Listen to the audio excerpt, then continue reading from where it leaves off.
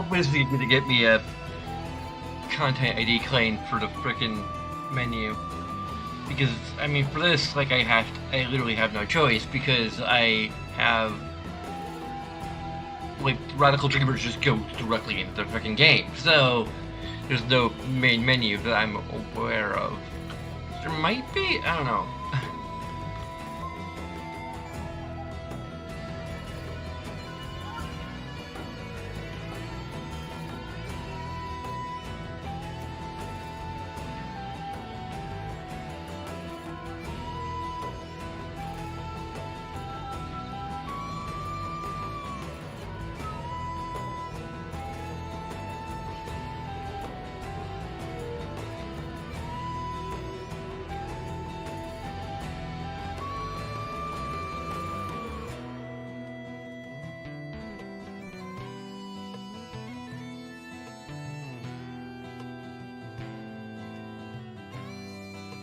It's interesting.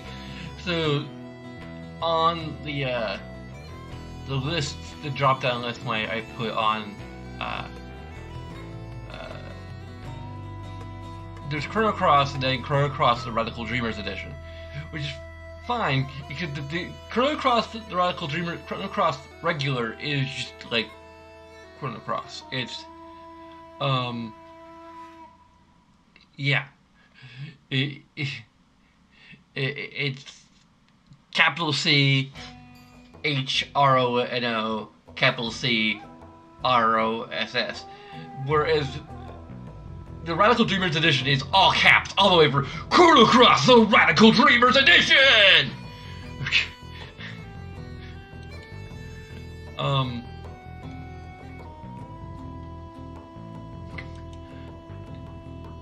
Hope I didn't blow out anyone's speakers.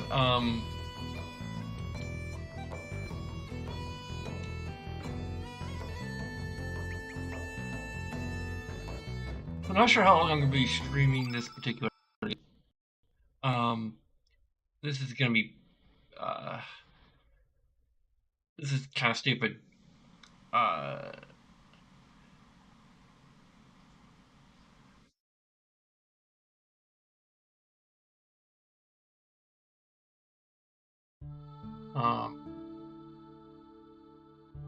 It all began with a notebook my mother handed me.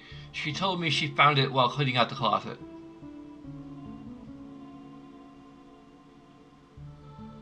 The old notebook color mold was a diary that belonged to my grandfather, who passed away years ago. It contained his distant memories.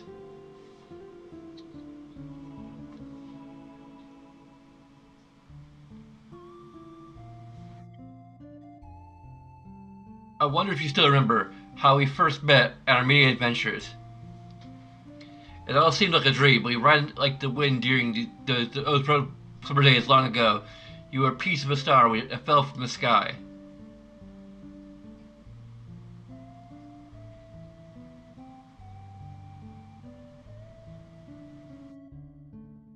You still relive those memories of those days long past. Just by closing my eyes like so and whispering your name into the desolate night. Kid.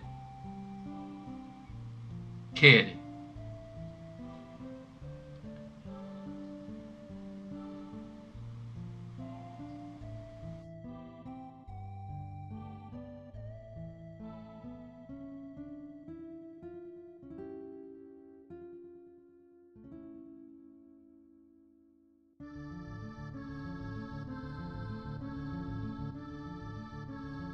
Kid.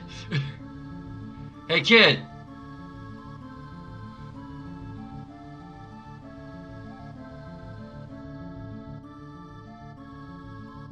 Are you ready, kid? I know you're anxious, but stay on your toes. Yeah, likewise, mate. You mess up and I'm leaving you behind. Got that, Stitch?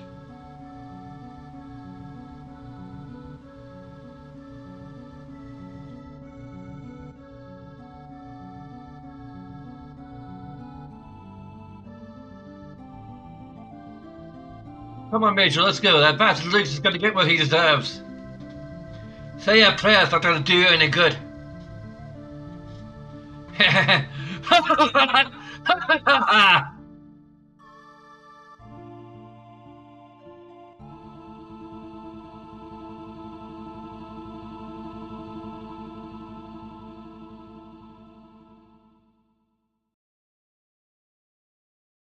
Yeah, there is an actual like telescreen here. Hopefully there is like a save.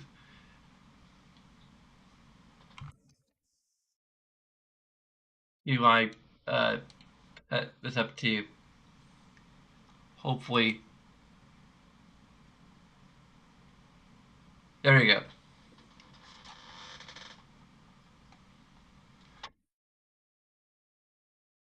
That's interesting. So when I'm in the control menu, it's proper full screen because I have this overlay. I forgot to adjust the interaction and information values.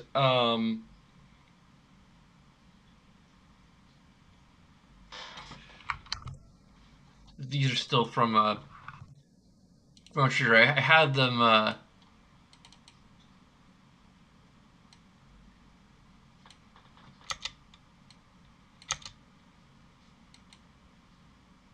I had the ones from Chrono Trigger saved, so when we come back to it, that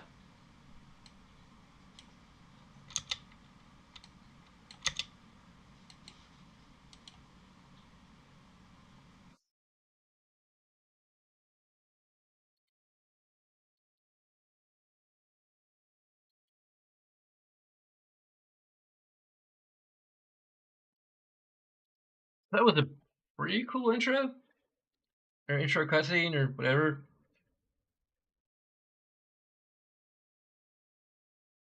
I'm sure we can continue this from my Chrono Trigger notes or not.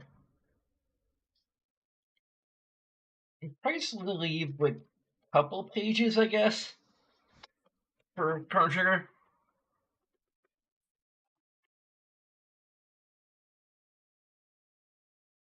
I have no idea where my frickin' pens went to.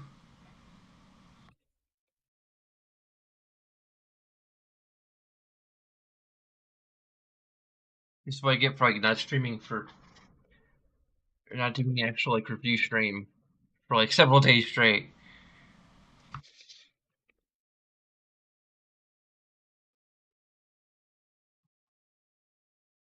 All I have are these ink gel pens. Kind of ink gel pen.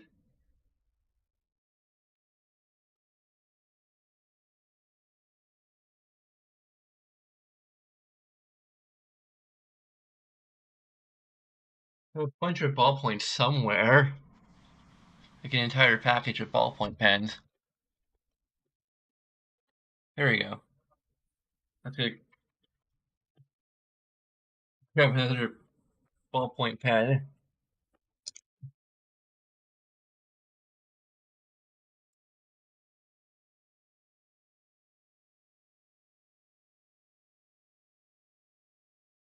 But,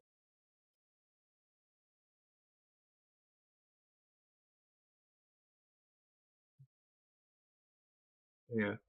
Um,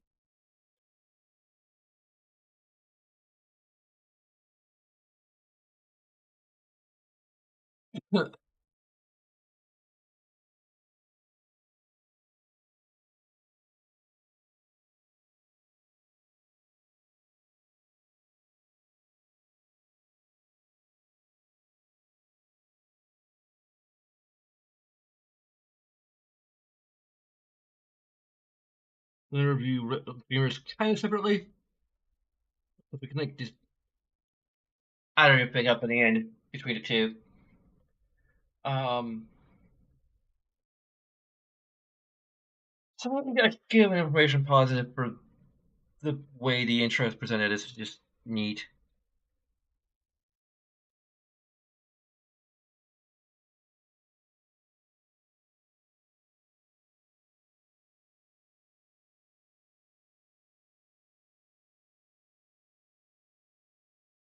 there are some visual glitches, but I can kind of set that aside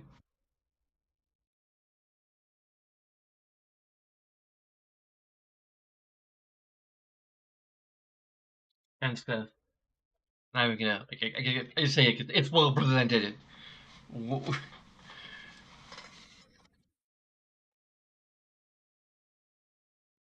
I know.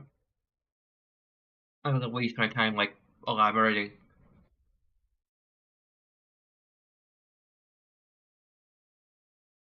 So, change selection for D-pad, auto text with X, confirm, cancel, pre-standard menu with Y. Here's the keyboard controls.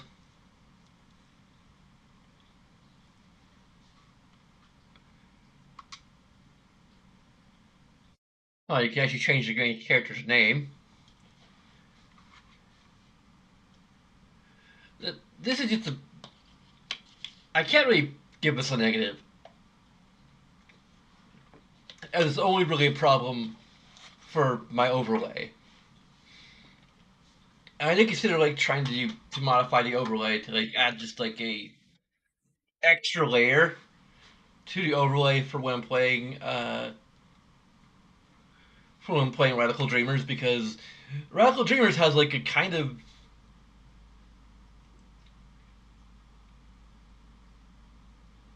like I'm not sure what's up with it. Like I'm genuinely kind of curious. Also, interesting, this particular overlay. One of the benefits of it, I guess, is that like there's some green screen weirdness behind me, but because of the way the overlay looks in general, like it's kind of a mossy wood plank. Um, you can barely tell the green screen is like wonky. You get the only real problem is that one of my speakers is lopsided. I'm actually kind of considering taking down the rear speakers because one of the cords um, broke away, and I barely use surround sound anyway. So,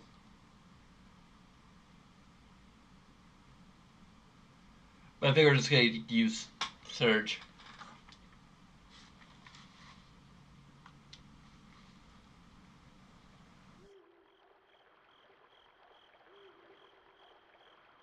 Okay.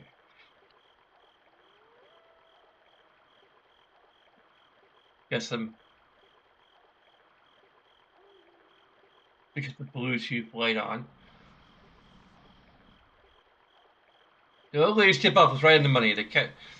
The counter spell on the barrier around the outer walls could have done a real number on us. Kids playing on an unadorned or plain unadorned braid flicked back and forth across her shoulders as she walked. A picture wave for the elaborate lattice of Matter's magic shield was moving in closer and closer to Lord Lynx's stronghold. There were three of us, Kid, Majel, and me.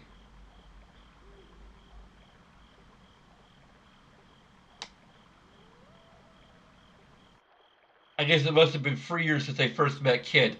Back then I was just a wandering musician, traveling wherever my feet would take me, and wherever a few tunes would pay for a warm bed. So originally Serge was a freaking bard.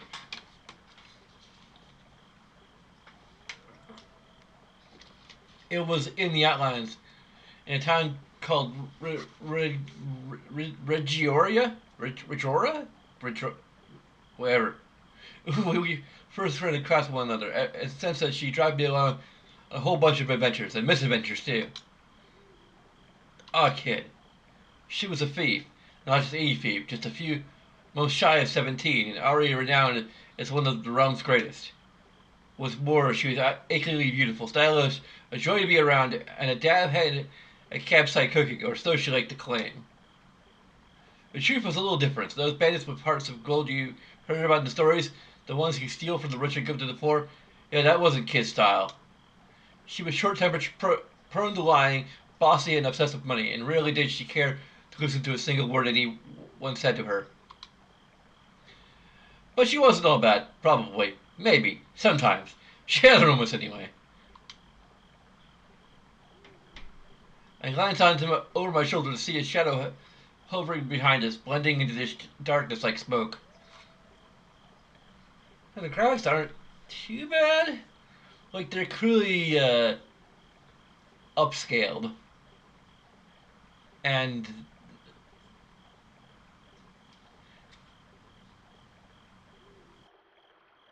also the shadows are kind of. Uh, I don't know if it was a problem in the original, but the shadows are kind of overlapping trees here. Actually, it's even more obvious on my uh, curved screen, and the audio is still stuttering a little bit. For me, it might just be these apparently shitty um Bluetooth headphones.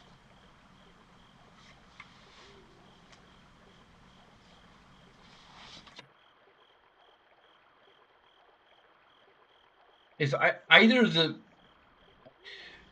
I don't know. The problem is that it could either be the headphones or it could be the transmitter, since it's like a relatively cheap Bluetooth. I mean, these are cheap headphones too, so I don't know. Anyway, I got a little on my shoulder to see a shadow hovering behind us, blending into the darkness like smoke. Majel. Also known as Majel the Shade. He was Kid's partner, but even after 3 years, I still hardly knew anything about him. All I knew is that he was around 30 years old and not much of a talker, but he was one heck of a mage. Heard that he and Kid started working together the way before I met her. He always covered the top half of his face with a mask, and I never seen what he looked like underneath. He's a man so mysterious that it sometimes seemed like he was an interloper from another world. It wasn't like Kid was exactly big on details about her past, but Majel, he may as well not have had one. And Kid didn't seem to know much about her partner in crime either. What kind of man he was, what kind of life he'd lived before, nothing.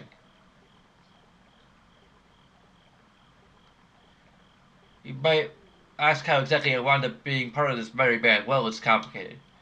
I guess you could say that life doesn't always turn out like the way you think it will. He was heading up our little raiding party, suddenly stopped dead. Look lively, boys, we've got company. I glanced around warily as cold crew eyes emerged from the darkness. I heard a loud growl, distant shadows prowled for the night, surrounding us. A pack of wildcats. There must have been about 10 of them. A thrill of fear ran down my spine. Closer, I pulled my knife from my belt. Kid calmly shifted into a fighting stance. Watch yourselves! I don't reckon these buggers have been treated for rabies! Lucas stormed and growled as they slowly closed in on us, drawing the noose tighter and tighter. The golden eyes gleamed in the darkness like fireflies, and strings of eager spittle tripped wetly to the ground. And one of them said, an almighty roar soaring to the moon, and the hunt was on.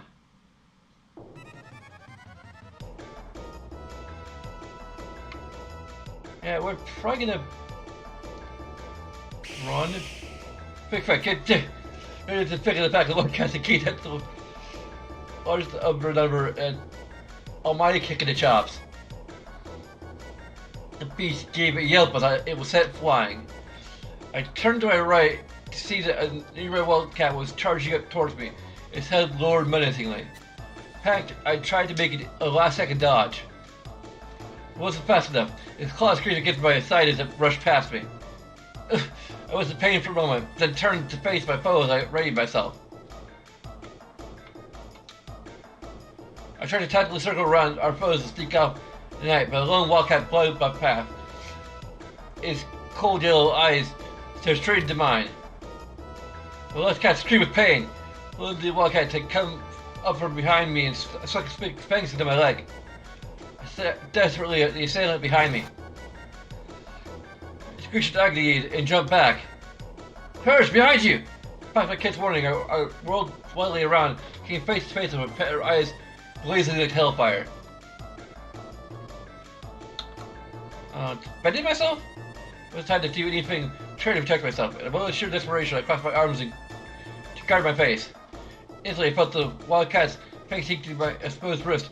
I felt myself violently at me, pulling me over backwards. Ah!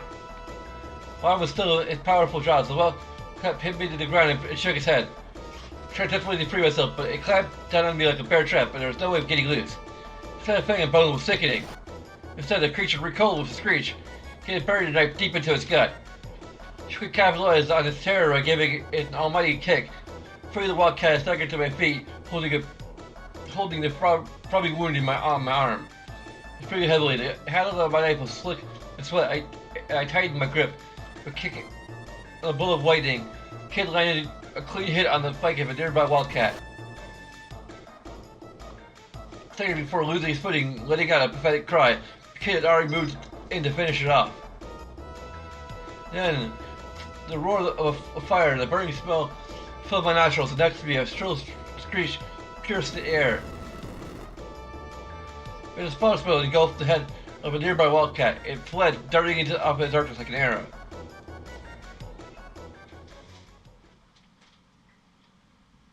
Scanned the area. Only moments ago we had been threatened, but now there wasn't a single wildcat left. Kid and Mitchell and I set the rest off their tails between their legs, or put paid to them once and for all. This is their first instant of combat. Now the music's actually pretty good. I actually don't mind at least this iteration of the battle music. So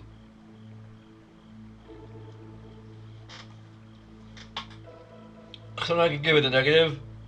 I think the instrumentation's a little bit better.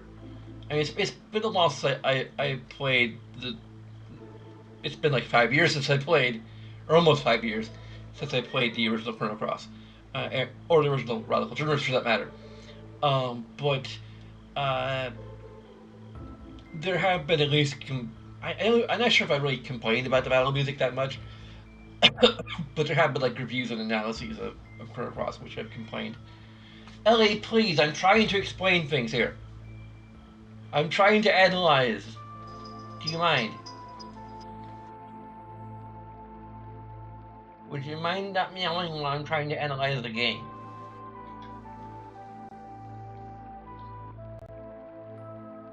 No.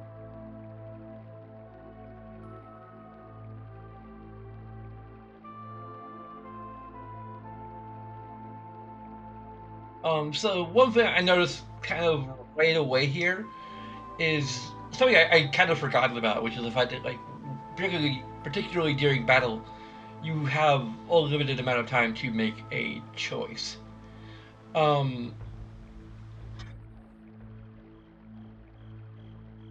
I think I may have found one of my. Yeah, I found one of my pens right away. Oh well.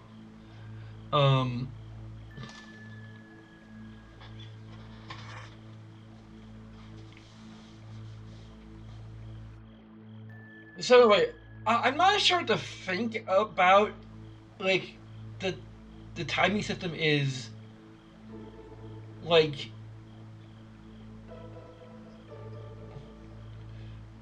it's not something you're really warned about. So that would be one point toward it being kind of bad. But this very first encounter is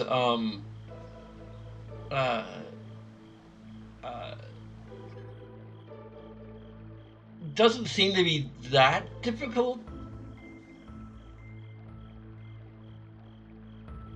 Ellie, please, I'm trying to think.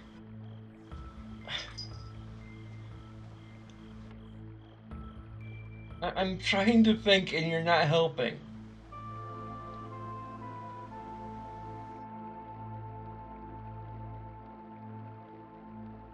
If you're cute meowing. Please don't be chewing on my cords. Please, would you mind going somewhere else and play for a while or something? Ellie, come on. Go over off that way. Or something. I don't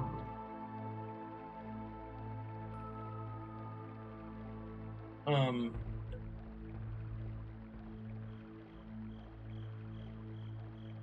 It might be too early to pass judgment.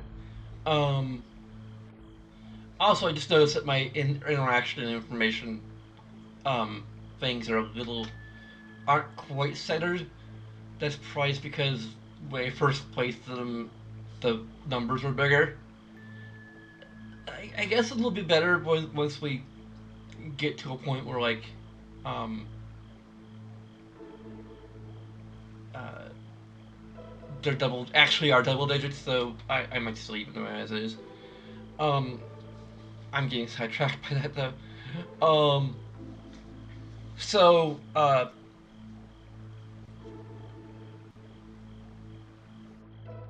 I think the timing element is fair. I would personally prefer that they actually have some sort of indicator as to how much time you actually have to make a choice. Which is why I'm contemplating the idea of having an information negative. Um, like I feel like on the interaction side, it is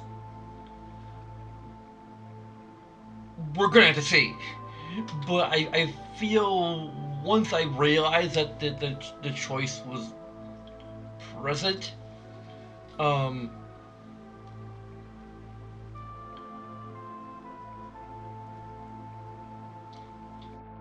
uh, that was possible to make a choice. Um, Also, let's hit the options button here. Okay, so we do have save slots.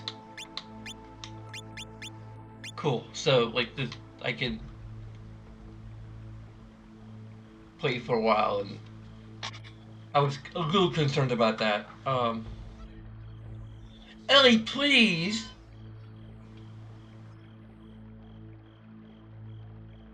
Shouldn't you be used to this by now? I know I haven't been streaming for a while, but I usually stream on Sundays now. It's not exactly a simulation game, but I've been putting off playing this long enough.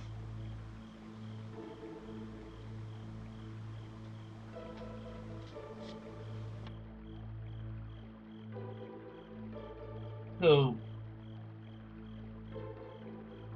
like, I'm contemplating again. I'm contemplating the possibility of giving a negative for the lack of an indicator as to like some sort of a bar or uh, like. But that brings up the question of does that need to be there?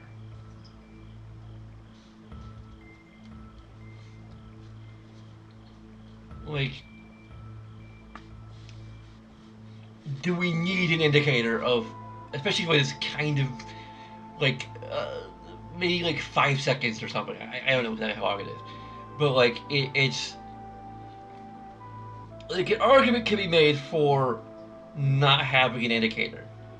One, immersion.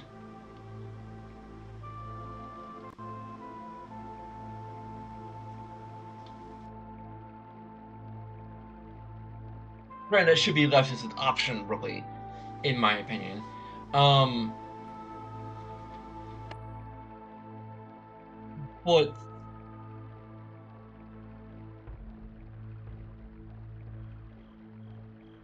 uh, like I'm trying to kind of think about it because I'm inclined not to give it a negative. I'm trying to think of like why trying to put into words why I wouldn't give it a negative because like why I would is plain. I've already like, repeated myself like twice or 2 to 3 times about like why it would be I might consider it bad. Trying to figure out like why it's not necessarily that bad is kind of or why it might even be kind of good is another thing, and I'm kind of torn.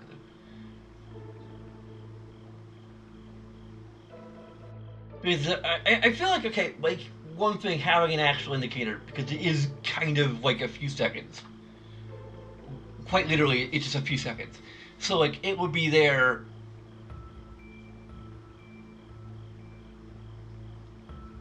Like so briefly that it would be kind of a distraction more than anything. Like you'd be like, by the time you see it and by the time it runs out, you're like already, you've already lost your time. So the time limit should be focused more on. You have to actually kind of add to the time limit just to account for the player having to notice it's there. Um,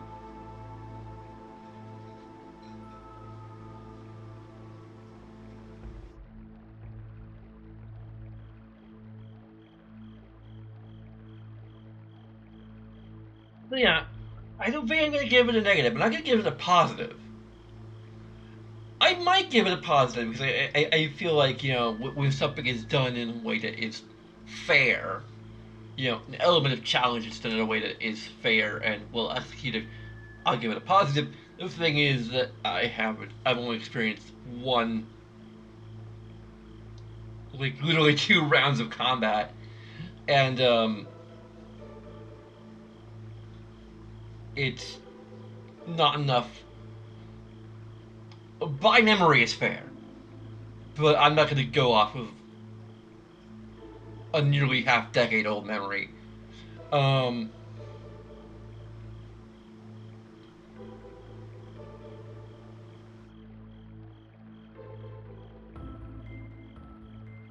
yeah, I don't think I'm going to give it a negative because, like, just imagining what it would do. Like, there's two things. Like, one, it would be kind of distracting from the other thing. It would kind of make you panic just a little bit more, knowing exactly how much time you have left. Um, Whereas just realizing that, oh, I need to make decisions quickly. Um,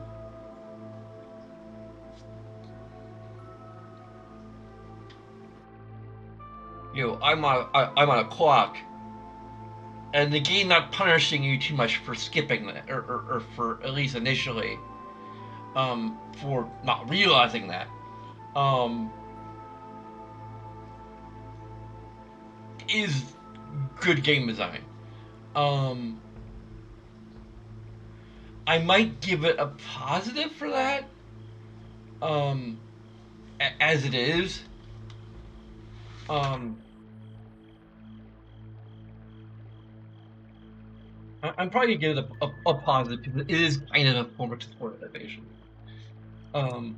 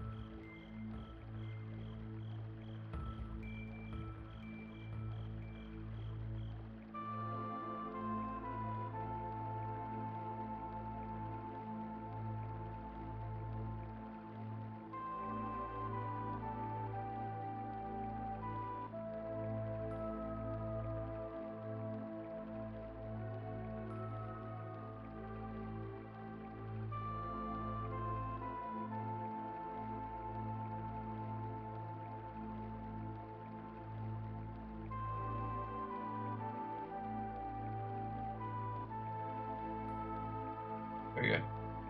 It isn't too punishing for those who aren't aware of the time limit mechanic. Granted, there may be uh,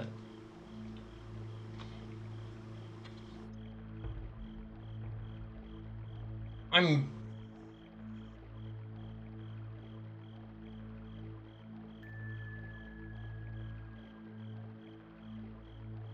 let's see, like if we're punished long term for Sustaining wounds and making the wrong choice. What may have been some of the wrong choices.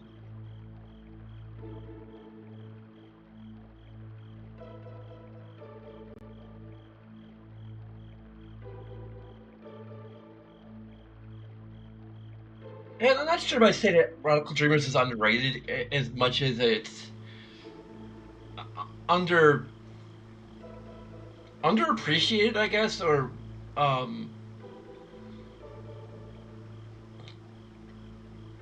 not enough people are aware of its existence. It's just due to the way it was released. Um, for anyone watching this who isn't aware, Radical Dreamers was originally released in Japan only for a platform, SNES or Super Famicom rather, which was a Japanese SNES. Um, an add-on called Subteleview, which is basically like an internet-based, one of the early internet-based download services that was kind of beginning to uh, become a thing around the time.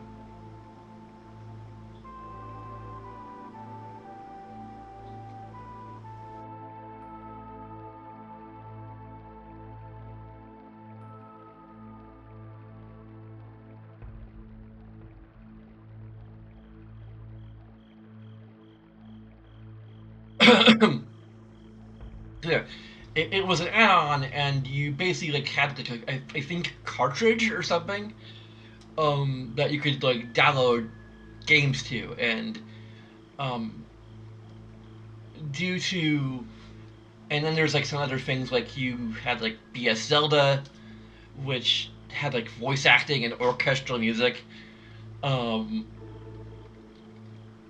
but it was all live streamed, so that it was kind of difficult to port that to it. Um,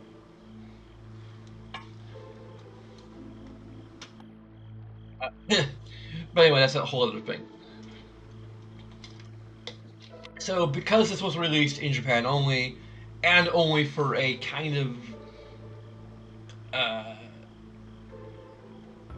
uh, somewhat rare peripheral for a rarely used service in a foreign country, um, like only the most hardcore Chrono Trigger fans probably even realized this existed. Um, and they were at one point planning on porting this to the uh, the PlayStation edition of Chrono Trigger, but the lead director guy or wherever he was just didn't think it was as good as it should have been, and that Chrono Cross is kind of just a successor to it, so he said no. But I think I'm imagining the passage of time and like the cult status of this was like, let's just include it.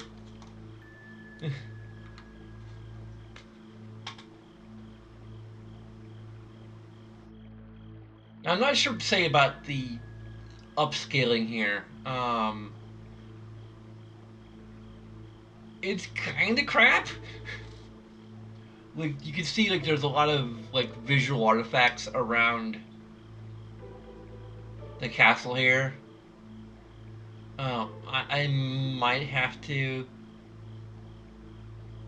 seriously consider giving a negative to the upscaling.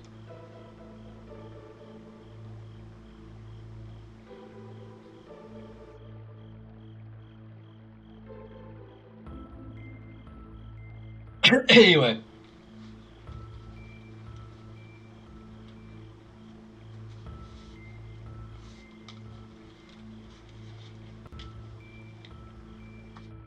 I scanned the area almost ago. We had been surrounded, but now there wasn't a single wildcat left. Kid Major had either sent the rest off with their tails between their legs or put paid to them once and for all. Hey,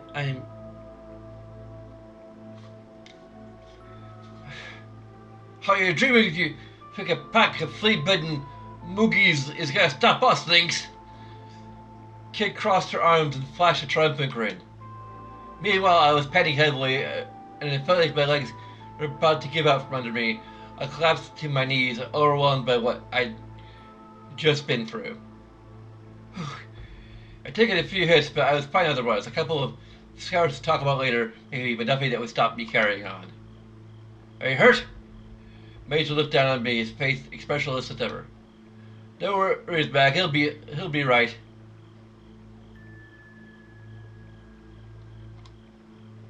So Kid partially to get a better look at me. He may be a whinging sook, but it'll take more than a few scratches to kill this one. She was definitely not sympathetic. But she was right. There was no time to be bemoaning my lot. We hadn't even reached the manor yet. I tied my wounds with a tincture-soaked cloth, and then wrapped them with bandages, and looked up at the other two. Sorry, man, don't carry on about me. We're just getting started. I grinned back. I put a brave face on things. That's what I'd like to hear, Kid. Truly announced from her close quarters. But then her eyes turned cold, and a cool glow of the moon in the night sky. It's gonna be a long night. I know, trying my hardest not to utterly lose myself in her pale blue eyes. Alright, we're gonna show back on the road. Turned away and marched up deeper into the trees, looking behind to see if me and Rachel were following her. Rachel, of course, was already right behind her, his unhurried gait making it seem as though nothing much had happened at all. I jumped back to my feet and chased after them. I had been for even more trouble if I bargained for if I got separated from them. Once again, the shadows are overlaying. The dark forest inside the bed of river seemed to go on forever, leavened with trees and boulders. And Marcel bloomed in the distance, glowering over the vast grounds, and hidden within was a veritable mountain treasure just waiting for us. Lord Lynx was a noble who ruled the remote territory of Regioria. Dang it, why do we have to keep on using the word? He was also Kid's mortal enemy. We were there that night to steal a certain jewel and kept locked away in the most closely guarded vault, the Frozen Flame. The Frozen Flame was veiled in mystery. It said to be imbued with an uncanny energy and possessed of a beauty and clarity that made it a priceless treasure. Countless people had tried to steal it, and not one of them had come close to succeeding, nor had any of them escaped the manor alive. And now it was our turn to try and sneak into this place of death. Led by a girl who had the ambition to make the impossible possible, a hunger for vengeance that drove her onward, and anxiety for riches that could never be satisfied. As we pressed on through the tree-filled darkness, shadows gave way at last, revealing the true extent of the vast mansion.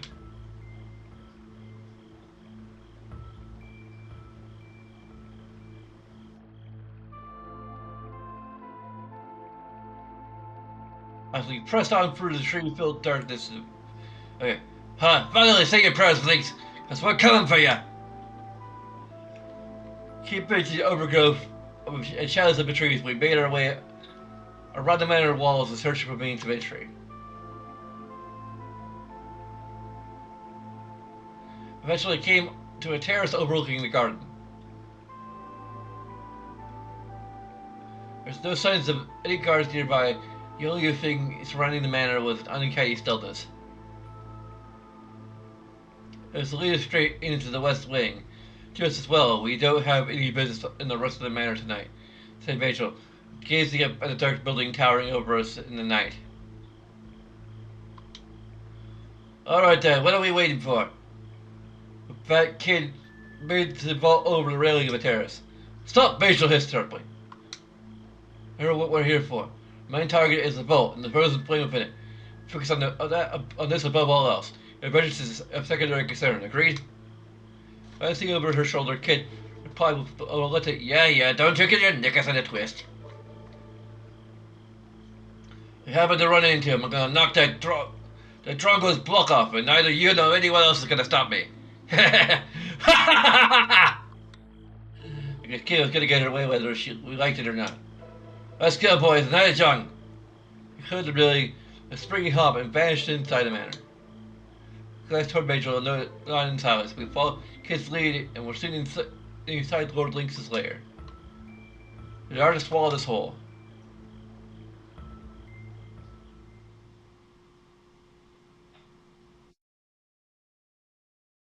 Our corridors stretch off to the west and left and right from the terrace. We see an equally dark and chilly in both directions.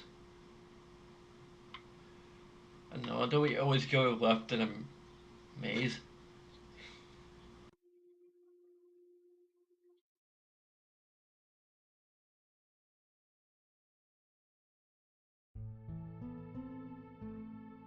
We pressed on through the darkness, down corridors that turned into a snake like this way and that. Everything around us was still and silent, and it felt strangely like we were being watched. As if countless eyes were staring at us. What? Creeping cautiously down the corridor, moved proudly and stealthily like a cat tucking its prey, while the shadows of Major followed slowly with the sinister breeze. We pressed on into the embrace of the Weaver of Fate.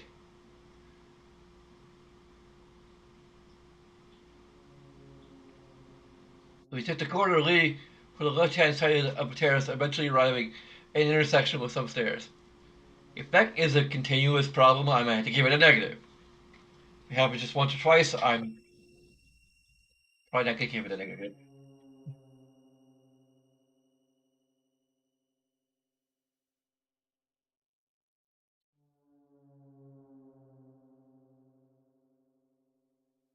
There's a corridor leading from the left-hand side of the terrace, eventually arriving at an intersection with some stairs.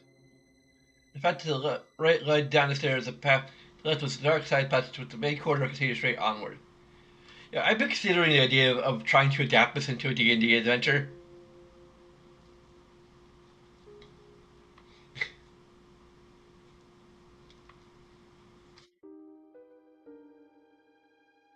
That could be interesting. Went down the stairs, continued onward. We went into the side passage to the left. We should continue going to the left. We went down the side passage, and at the end of it we came to an old, immaculately polished door. We went inside.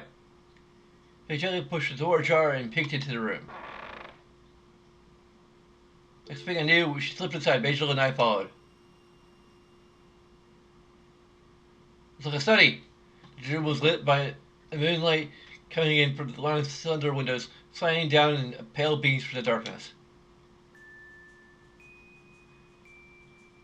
It's pretty big for a city, with immaculate antique desks dominating the center. There rows of bookshelves on the thick, dusty old tomes. Lots of the rear of the room was decorated with paintings and shelves of vases that were in painted place stood before it. They all seemed to be curios from foreign lands.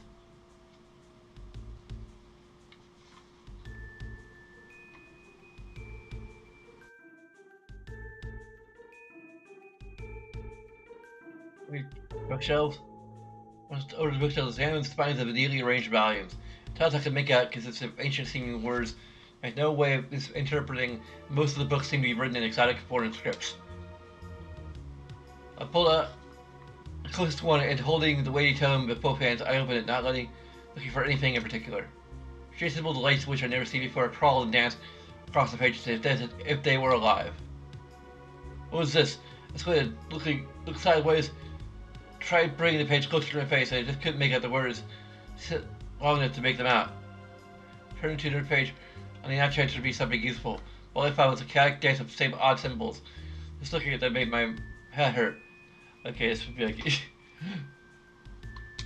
Does anyone know how to read a celestial? Hey, what do you think this is? Huh? KK was about to appear in that book.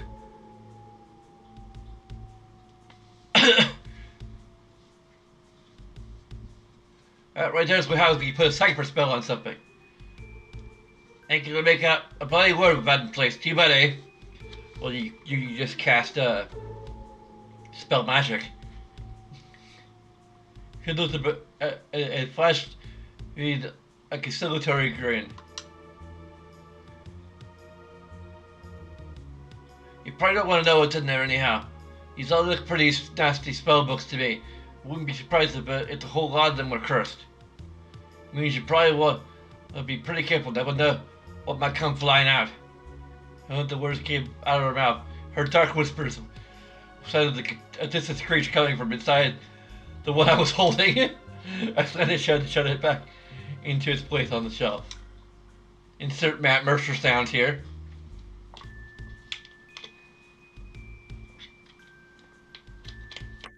Major, meanwhile, was looking thoughtfully on another bookshelf. He reached up for a leather-bound tome. Could this be? What you found, Matt? Any friends familiar? He looked over, her curiosity piqued. Carrie Gridwell knows the Book of the Dead. We probably wouldn't encounter it here. He stared intently at the decaying oak cover. I don't think you want to be reading that. I had a bad feeling about the book as soon as I saw it.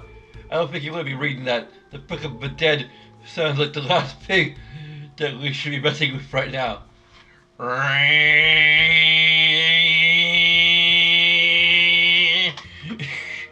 Camera just zooms for the book, for the library.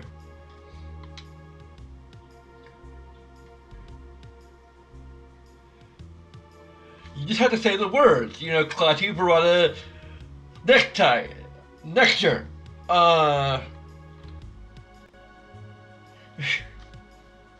okay, I didn't say quite every syllable, but his eyes lingered on the cover for a moment before he gave me one of his silent nods and put it back on the shelf. Perhaps the ancient knowledge is best left to rest in obscurity. After all, the sages are to speak of leaving that which has been lost to remain so. Truth, Mag, you don't. I'll talk like an old father. Think of his ass sometimes. Suddenly there was a knock at the door. Oh, that was earlier. It wasn't a loud knock, but in the bottomless silence of the night, it might as well have been a thunderclap. Kid and I stood bolt upright and turned toward it. Major, meanwhile, hid in the shadows, drifting away like smoke. Patrick whispered to Kid. Hide behind the door in the shadows. Headed by as low as we silently and swiftly made for the back of the door, where the shadows would keep us hidden. We pressed our backs to the wall, did our best to steal our breathing. Slowly the door opened. Flickering candlelight spread from the doorway with a warm glow. I held my breath. It seemed that whoever it was didn't mean to come in. They simply stood there. Strange. I thought I heard something. But what was the matter is away, of course. Why had there be anyone in here? I had to get over my nerves. I didn't think it was fine until you heard that the news from that Paul was on the move. Farrah quietly closed the door, plunging the room back into darkness. The voice trailed off to a whisper. We remained motionless, keeping our ears pressed for any sign of an unwelcome return. All we heard was footsteps moving away. Supporters base move. Mage emerged from the chest, contemplating the news we overheard. If the rumors are true, we might well be about to find ourselves in a very difficult situation. It seemed to be set her making too. Pearl was a powerful nation that ruled the southern continent. I heard it was a prosperous land where recent and sudden development had pushed it far ahead of its neighbors, which made me wonder, what would its inhabitants want here, out in the sticks? They couldn't be after the frozen flame too, could they? As valuable as it might be a jewel, which is a jewel in the grand scheme of things, I couldn't imagine it being an item of national interest. I mean, ultimately, it was a pretty rock, right? Let them do what they want. If everyone's busy playing soldiers, they won't be bothering us. Come on, we've got things to do. She headed for the door, left the room and made her way back to the side passage. Dang it, I thought we had more chances to check other things. She stopped in her tracks, signaling to us with a hand behind her back. She drew her knife and stared into the darkness. We heard the clanking in the middle from just up ahead. Goblin guards. It wasn't like there'd be anyone else going for a nighttime stroll around the manor wearing armor.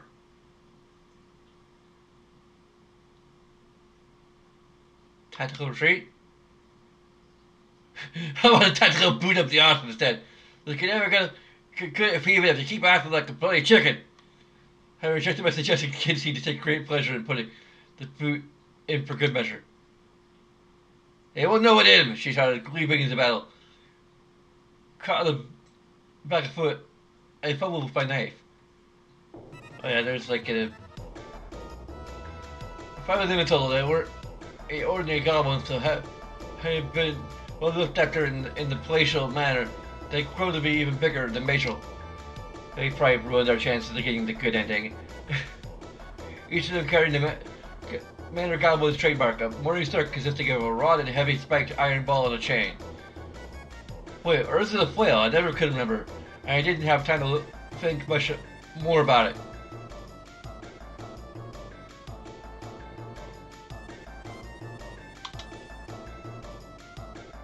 I held out my knife in front of me for I had to parry the attack somehow. So the goblin disappeared. I looked to the side to see it buried in the wall, arms and legs akimbo. What? Is you really suspect? So morning star with only a knife? Your stupidity will get you killed. Shouted Rachel, turning to face 2 or more of the goblins.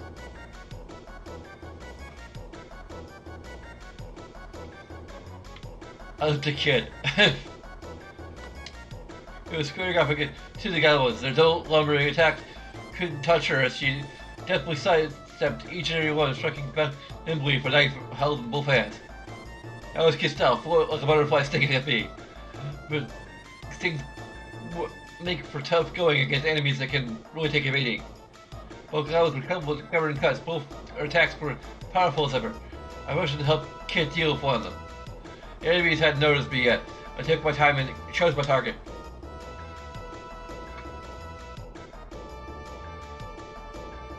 I saw him at the back. Dagger, dagger, dagger, dagger! I thrust my knife forward. Blade plunged deep into the goblin's backhand. Then I couldn't pull it out. I just planted my foot on its back and started heaving it as hard as I could when I sensed it clawing at me from above. I feared mounting, and then sprang away as fast as I could when I saw its face. Incandescent with rage, the goblin chased after me, swinging its morning star overhead. Fun! I heard something falling down behind me. I looked back and saw that the goblin was Rachel. The goblin was now firmly implanted in the wall next to the other the other one from before. I breathed a sigh of relief. Relaxed your mate, but there was little time to finish. Thank you, but so kick from Kid saw to that. You better bloody careful, will you? Try and use your bloody head before you get your knife where it don't belong. You yelled as I picked myself up from the floor. Come on, Kid, he was only trying to say, you want it? You're not even sharing armor or kiss. That's it. Wait a second, what's that? There was a little bag on the ground. She ate some recently cooked meat. Lucky me, I into the meat without a moment's hesitation. Regarding the unexpected windfall, I felt a little better. Alright, where's my share? Busted. I pretended not to hear. Ooh, taking a few knocks, but I was alright. A scare or two wouldn't stop me. Maybe you had such a strong goal after all. It just goes to show any old widow can make shit of themselves to put their mind to it. Kids like little with mischief. Nearly back down the dark side passage leading from the study. Eventually we drifted back into the intersection, or right back into it. The terrace led down the corridors, branched left to right, with the right branch leading back toward the terrace.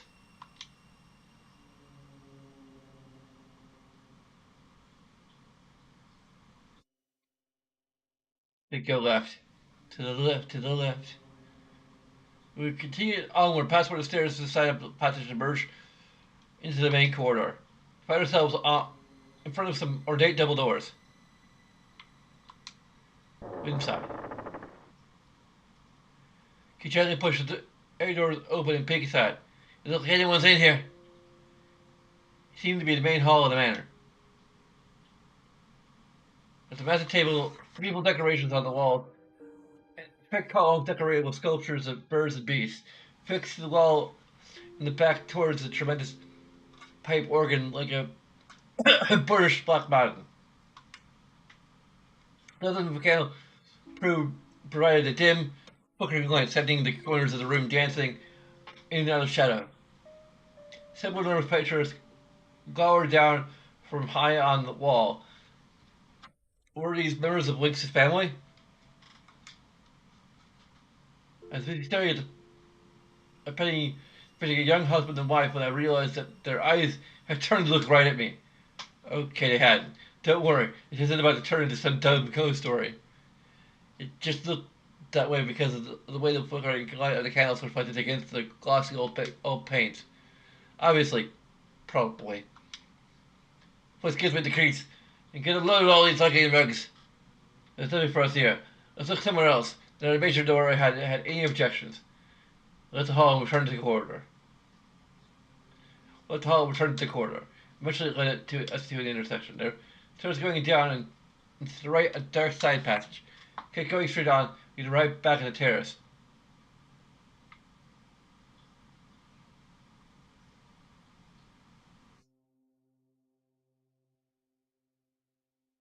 Straight down the stairs.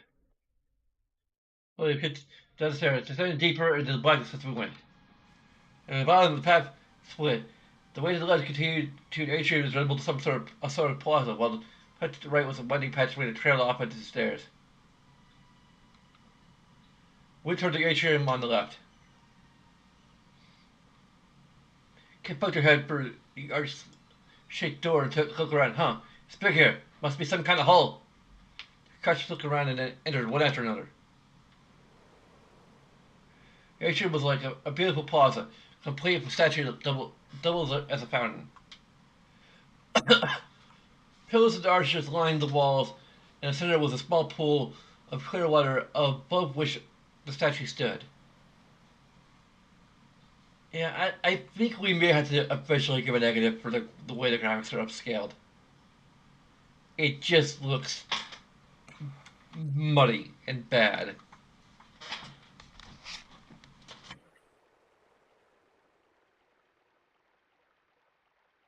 They've learned absolutely nothing from what they did with Chrono Trigger.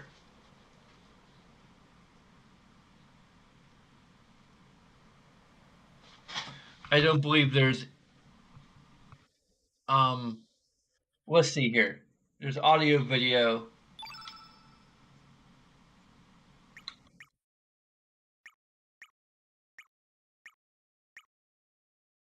Oh,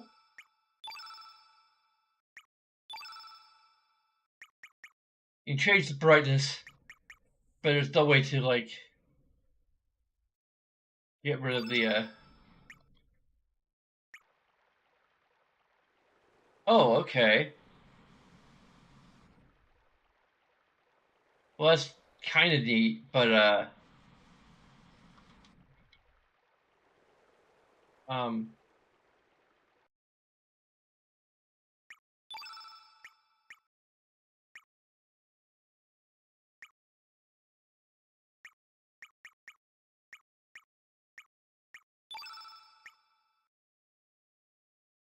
since I already have a crop,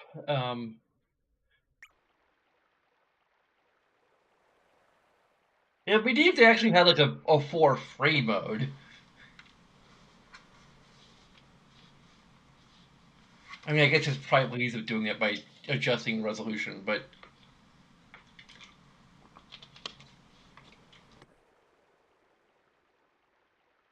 um, it's probably gonna be an information negative.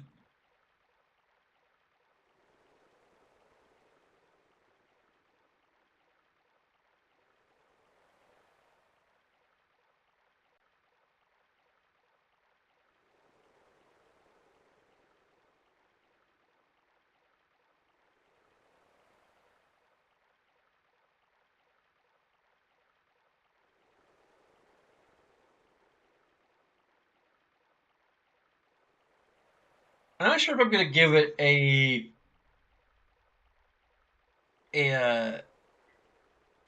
Yeah, I don't think I can give it a negative for the lack of ability to change it the to a pixel perfect mode. Basically, it's more the lack of a positive than the presence of a negative.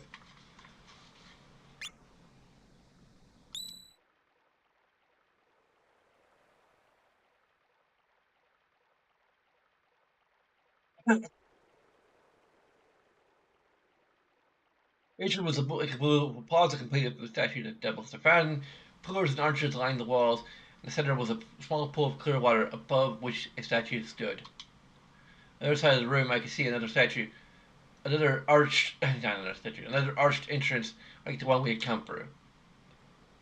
Oh, that's cold. He was scooping up water from the fountain. Went over to her and, resting my hand at the edge of the marble basin, peered into the pool beneath. She had put her under the water surface. Because those fishes are rare, as in Bible? Kid leaned right over the edge. I couldn't see the bottom. I wondered how deep it was. The shadow of one of the fish grew larger and larger. Whoa! Sensing danger, Kid leapt back from the edge. Clack! A fish leaped out of the water and stabbed at her, its jaws bristling with razor-sharp teeth. I closed shut on the air where she bit only once before. It was splashed and the fish started back under the water. Piranhas? Deadly carnivorous fish with razor-sharp teeth and powerful jaws that could turn a monster's horn in half. Staring in horror, I watched as dark shadows began to gather in what little of the pool I could make out. The piranhas must have detected prey. Soon the room was filled with the sounds of splashing, diving, and as the fish teemed in the water's surface. Bloody hell! Even Kid was uneasy. She took another step back. How many piranhas were in the pool? The thought of what would happen if they all left to clear the water and attacked at once crossed my mind. A bead of cold sweat rolled down on my forehead. Suddenly, the water coming from the statue turned crimson and shot out a powerful jet that nearly touched the ceiling. Kid jumped back again. I stood in shock, watching the torrent of water erupting from the statue. The sky water continued to gush out from the fountain. The pool grew redder and redder and started to overflow. We looked on in trance, but the spell was soon broken when we realized that the water was starting to flow faster and faster over the rim of the basin. Piranhas began to jump and step on the water's surface with bloodthirsty glee. I popped to my senses by a dull slapping sound of piranhas hitting the floor. Quick, there's an exit on the other side. I pointed to the door opposite where we came in. I tried hardest to rush across the red pool, sending a great gouts of crimson water, but it was as thick as blood, and I found myself struggling to move. Difficult terrain. I felt his chair. It was a stunning pain as countless piranhas snapped at my legs. Kid cried to pain. First, we're gonna do something before I can turn it into mincemeat. What do you do? Deal with the fish. Well, you want to try and pick the one? Give a fish to me. Don't be ability. Do you want to die here? Stood there at my mouth again. I tried out a second teeth with my foot. The pain, like making me jump. We gotta get to the other side. We try to wait outside. The water hurried to my waist. She spilled before it beat. Bristled up the water surface. I held my left find my right ankle simultaneously erupted point. I'm still a long way to the exit on the other side. What do I do? It is. Hey, DM? Damn it! Come on! There's a frickin'.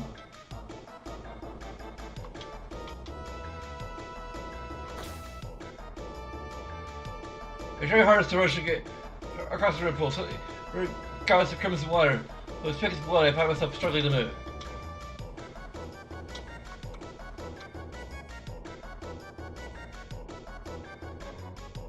Okay. What's that? I had water to see where we came from. If Professor Brothers should have been a figure frame, but I had to do it up some reaching the entrance. We heavily find myself back to the corner on the other side.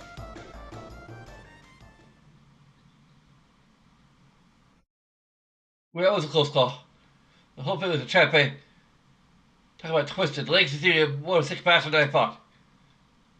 As I say, it would have to be if he'd have to guard against people like her breaking into his home, but I thought better of it. Well, at any rate, I think we consider that a dead end. Let's go back. You feel we left the atrium. Really caused kid to stop in our tracks. Oh, what do we have here?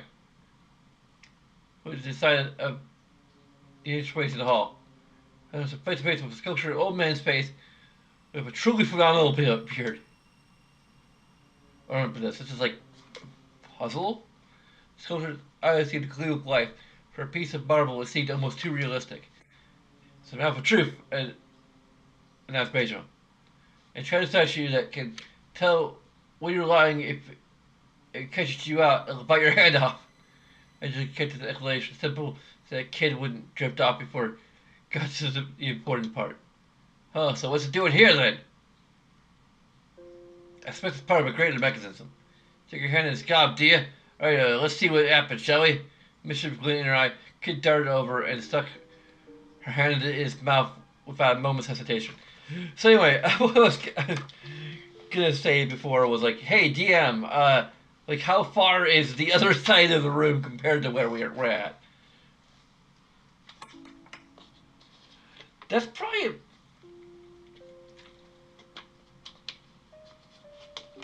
this is probably an instance where I'm not sure how well that would adapt to D&D. Like with the idea of it being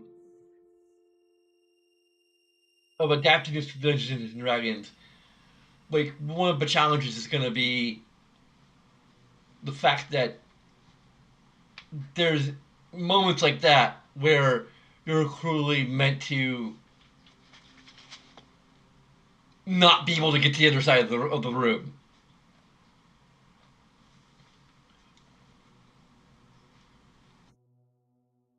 So that leads to the question: what is on the other side of the room? Because you have to, as a DM or GM or whatever the heck you want to think it as, you have to think of what happens to the player to get to the other side. Because they're going to have the tools to do that in a Dungeons and Dragons game, whereas obviously here you can just stonewall the player from being able to accomplish that.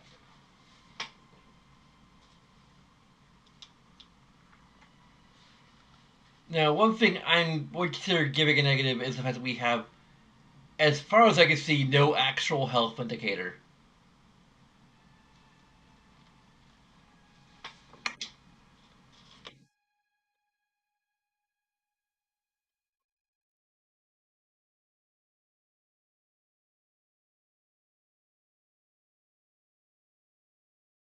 So, Mysterious going right, he darted over, took her hand in his mouth without a moment's hesitation.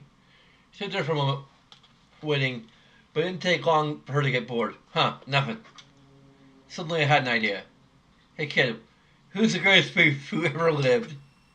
Huh, me of course, you drunk? Kid whispered as her, without a moment's hesitation, and then suddenly her face twisted with pain. The tears of her sculpture had clamped down on her hand. It bit me! Not gonna have everyone. Not gonna have everyone knows it's the truth. Ow! The sculpture bit her again as soon as she spoke. You little.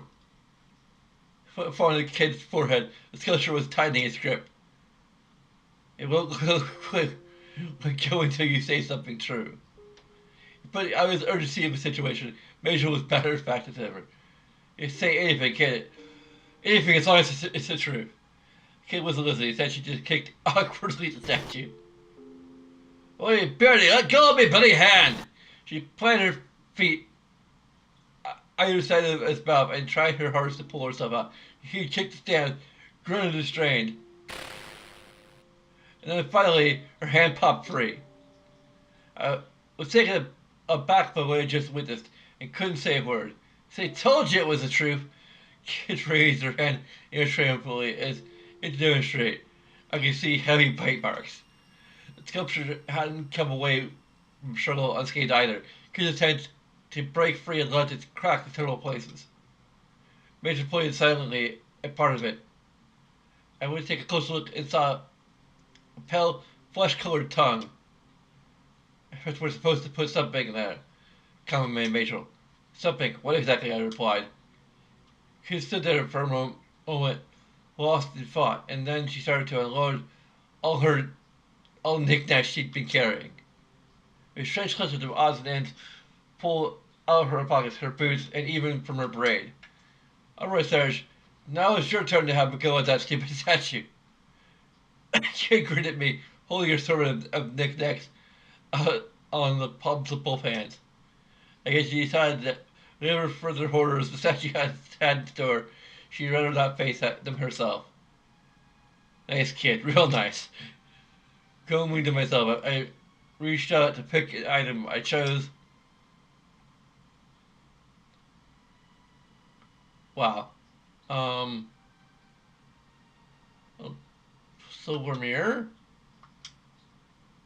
Stared impassively, the bottle appears to commanding my attention. I stuffed the mirror into its mouth. It didn't seem to be the right item for the job. Don't see any cavities. Right. Yeah, very funny. Give me my favorite mirror back before it freaking chunks to pieces. She left her patience to snatch it off me. What a nice mirror. I pictured her gazing into it as she braided her hair. I tried something else. I will try later. I chose a centipede? That was just. What are you doing walking around with a centipede in your pocket? A real pack of disgust. Isn't it? Is this your pet or something, isn't it? Don't be fixed there. It's just a toy, not a pet. Toy. You can pick something nicer. It is nice. Nice for giving people nasty surprises. You see, I think it was an entirely reasonable attitude. Entirely reasonable for her, maybe. What was she doing with all this stuff? I wish her rubber centipede. Trying to pick too hard about what I was doing. I stuck it into the mouth of truth, only for it to fall down the back of his throat.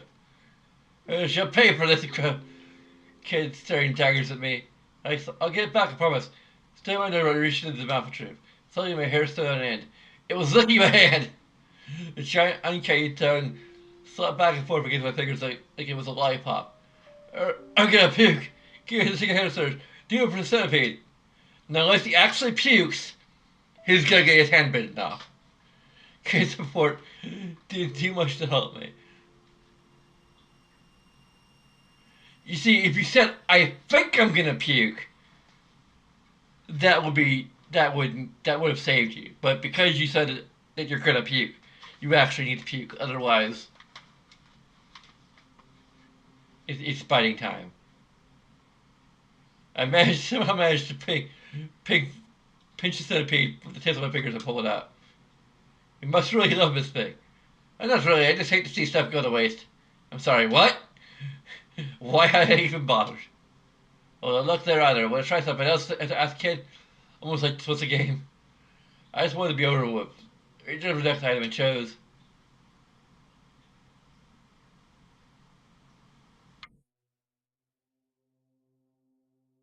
Sizable petard?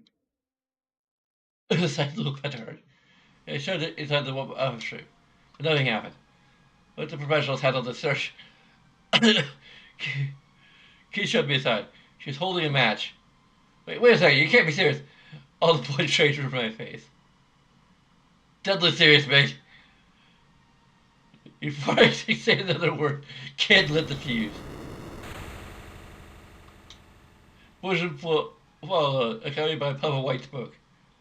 So clear, the map of truth came into view once more. So intact, that now very badly cracked indeed. But not quite enough for him to keep its plug off. Should have brought a bigger one. Mr. There, but arms folded, calmly commenting on the mayhem she just caused. What do you figure, dude? I can't believe you just said that half like that. She shut me look. What do you mean? What else are you gonna do for mom? She, she was complete as reliability. Well, any more ideas, Serge? I chose. I don't think any of this is gonna work. I have to wait for more time. Here's what I pull my hand away. It didn't seem like any of them was what we were looking for. Right, let's just forget about that for now. Alright, kid. Storing all our valuables. Sure you'll find a use for that stuff. Alright, let's get moving, eh? The feed we got the atrium behind us.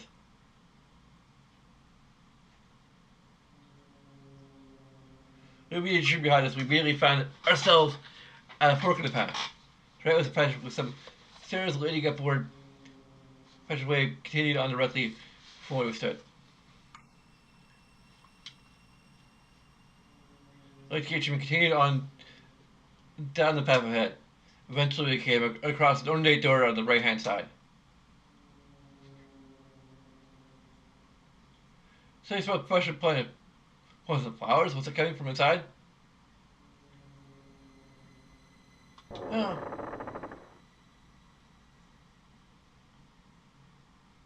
Found ourselves in a tiny, welcoming room. Nick, Dax, and curios dotted around the place seemed to be well loved.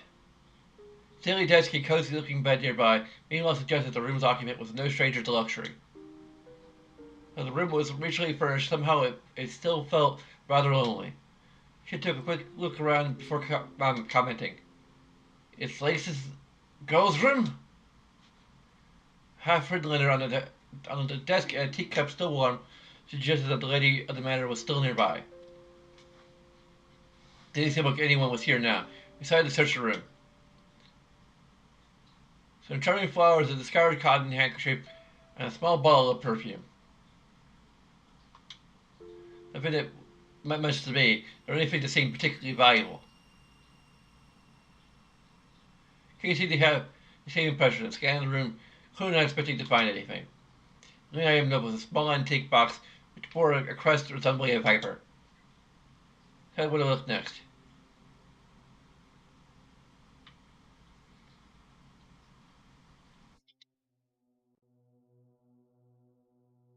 I slid open one of the finely veneered drawers.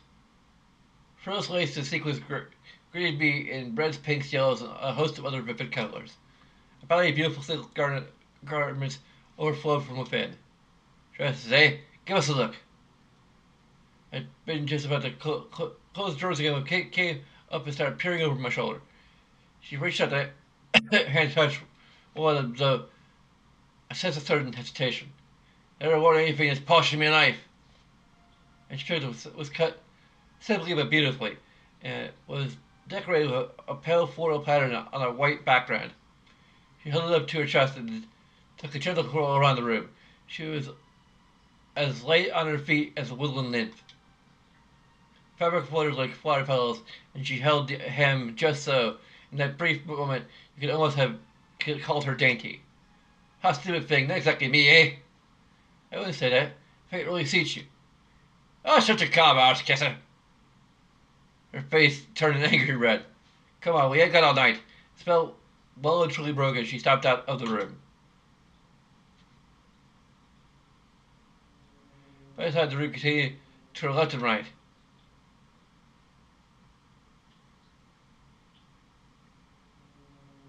Oh, let's get it right this time. And down the dark passage we eventually find ourselves a sturdy looking, immaculately polished door. If somebody stinks here, we're going to find the piece later, lads. There's kids into great cold, terrible cold. Oh, we'll go inside. What could possibly go wrong? Although, I probably should say it before we make the choice. Kid opened the door and slipped aside. There was a leak stream, but he didn't seem to be around. How the place got and scraped it off because he heard I was coming. There's something deeply unpleasant about this room. There wasn't anything unusual about the furniture and fittings, not how they looked or how they're made, but taken as a whole, they all felt discordant. Was this a reflection of the blanket's seemingly ordinary facade that seemed to hide its sturdy truth that only some could see? Let's see what we can find. There's drawers with paintings on the wall and the vase on top of a side table. But no one's stone unturned. It seemed to be anything suspicious. But as I scanned the room, something unusual caught my eye. There was a pedestal on one corner with a significantly scarlet cloth drawn over it. I slowly raised my hand towards it. Be careful what you touch it here, warned Major. I pulled my hand back timidly. But then the cloth flipped up with a flutter without me, having laid a finger on it.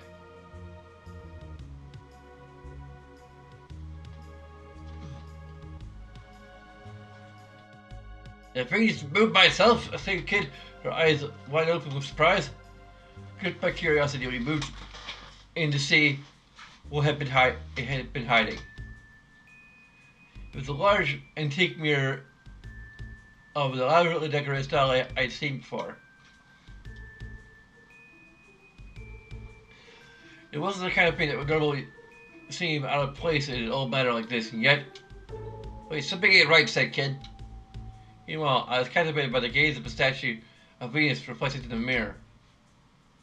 So the eyes of the statue shone with light. What is your desire? It spoke in a voice that was crystal clear, yet smoky and husky. A mirror speaking as ever. Ah, a whispering mirror, muttered Rachel, as if he'd seen him 1,000 times before. What's one of those? Kid gave Rachel a quizzical glance. A magical mirror in which a spirit dwells. The spirit can freely move to his own and other mirrors. It will share its wisdom with those who ask. Perhaps we should ask it something.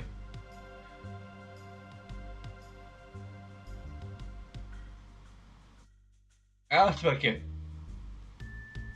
I want to know about Kid's past. I want to leave this place alive, you bloody don't! Kid's face turned red with anger. Wishes my command, responded to Mirror. The only kid who grabbed me by the collar and was playing whatever. The image of the mirror rippled as if in the reflection of a shaft shook. And the mirror's surface grew dark.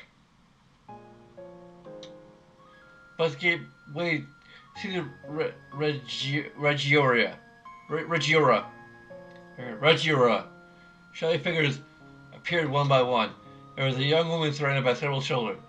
They were all dirty, their clothes ragged and worn, but they all laughed as they played together.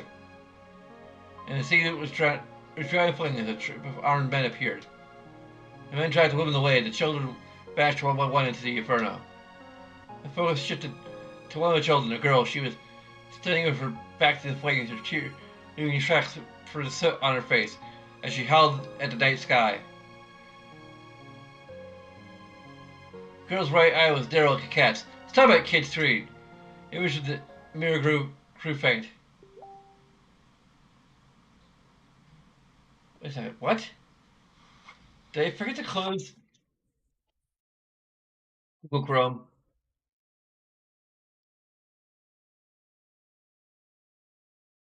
I think I just forgot to close Google Chrome.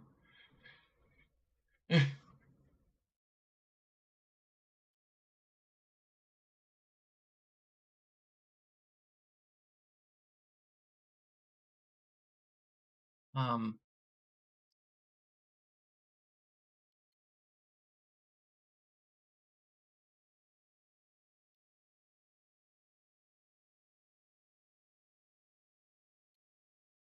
there you go.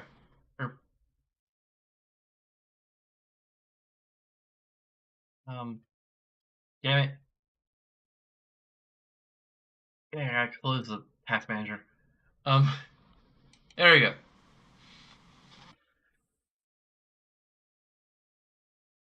Here's your mirror grew faint. Kid stared at the ground, her hands folded in tight fists. The room was dominated by silence.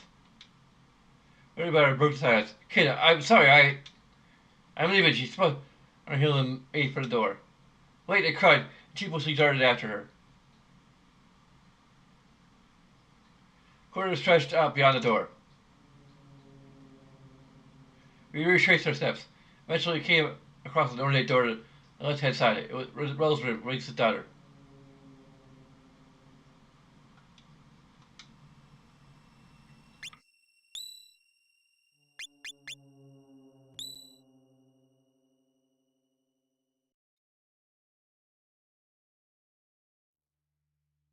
Oh, that was like literally. It could be another negative. But there's no way to like load a game from inside the game or even return to the main menu.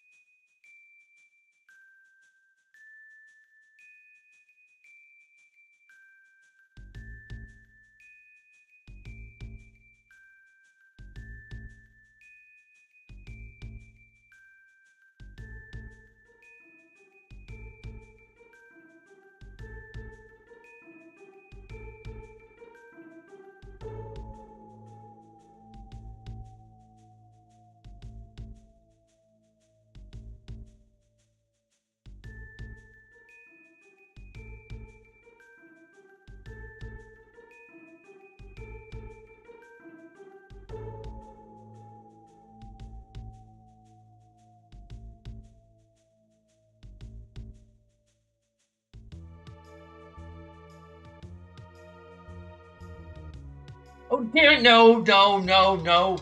Damn it!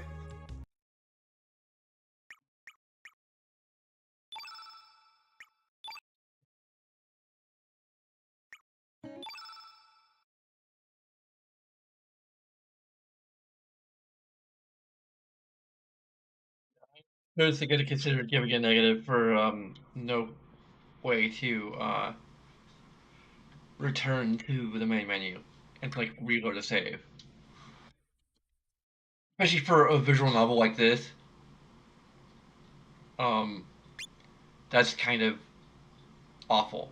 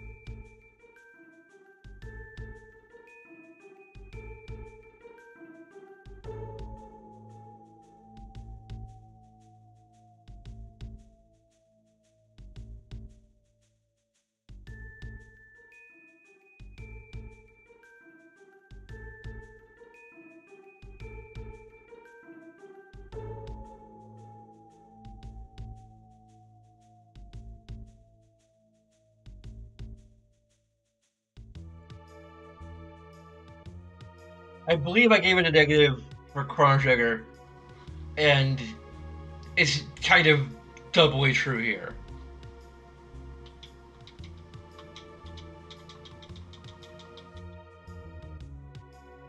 Not sure what the heck this is.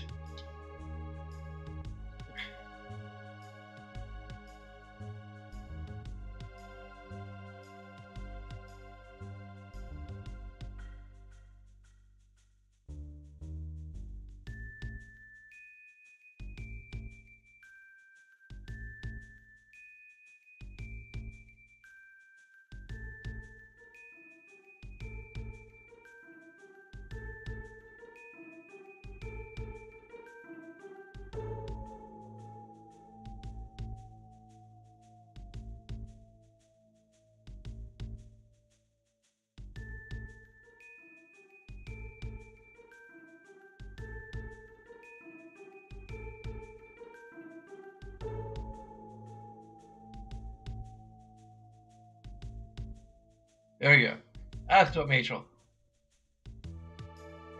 Well, in my Rachel's path, I cast a furtive glance in his direction. As which the statue videos of the mirror continued to gaze downward. His darkness spread across the mirror's surface. Nothing else took its place. It was simply unending black. What did it mean?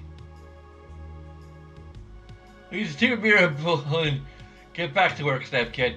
He's already poking and prodding at other things in the room. Stepped back from the mirror and he started searching the room again. Took another look around the room. I don't really your chance of finding much of interest, no matter how hard we looked. What are we gonna do?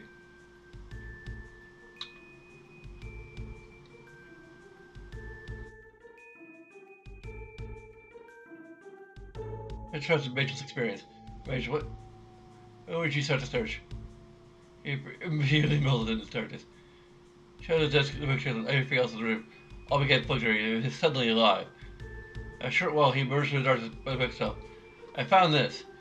His hand there was some scraps of paper and 3 copper coins. This consisted of a torn map of Regioria. Regoria? Dang it, I can't figure out how to pronounce the name. Regiora, I think, right? Regiora? Dang it. I seldom on pronunciation. Unused sheet of note paper. I'm not here for the boy tidying up for him.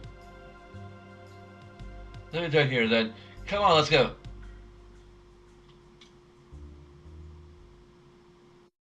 I should have trusted in Kid so I could win points of her. That's kind of the key to getting the best ending.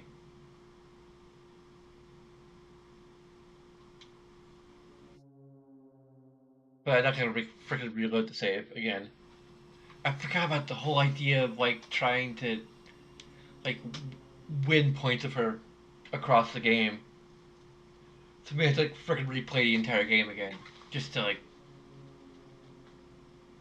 probably using a walkthrough to try and like get the best ending.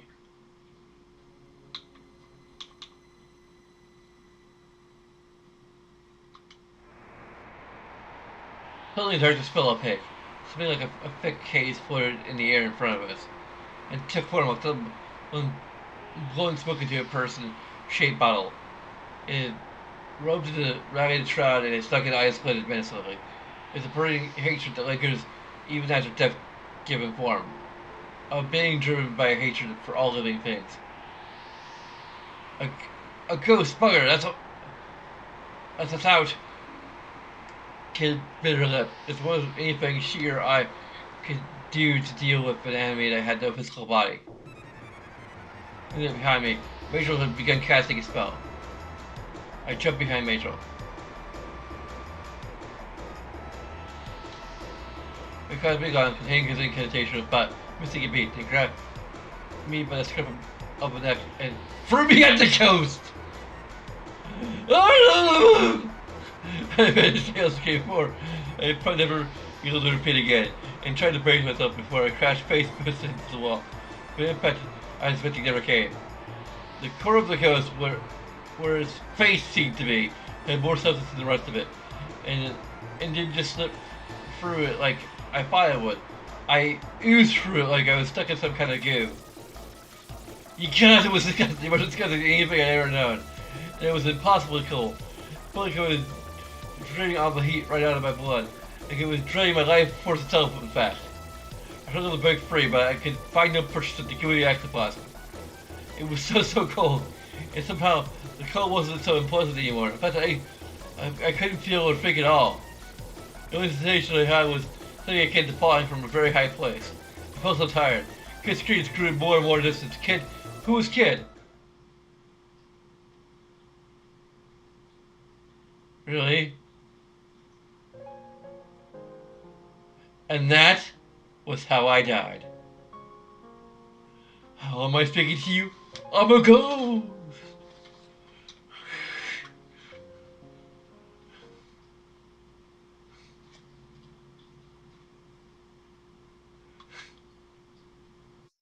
That's one way to reload a save.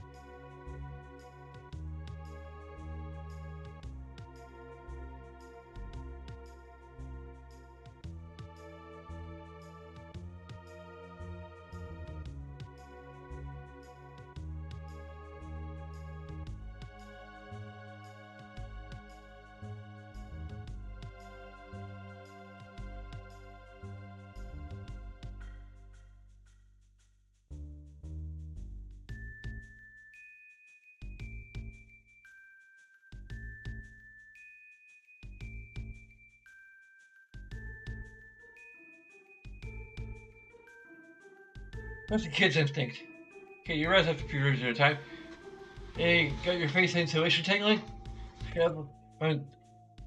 up on the desk. Tell me what you immediately turn to face me. And each of your hands is a pen. Prepare to set my legs. It was the room is covered in scribbles and graffiti everywhere. The furniture, the walls, even the floor. Your mum sticks in your face. It's like a squished tomato, and your breath is a rotten fish. Ha ha ha! It was shocking stuff. And she said upon the whispering mirror. We stood up and returned to normal. Ah, please, I beg of you, you mustn't scream the mirror helplessly. That's a little off my chest, said Kate satisfied, as she casually tossed the pen to the floor. What the hell was that all about? I should have really. What fun, though. But she started to the door, clearly very pleased with herself indeed. Pulled back for the mirror, and stopped to give it a quick wipe before you left the otherwise completely ruined room. Cursor trust beyond the door. We retraced our steps.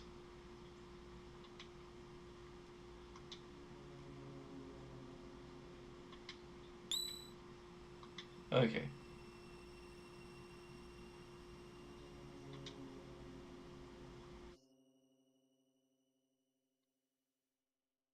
Hey, it was a random encounter with a ghost, so.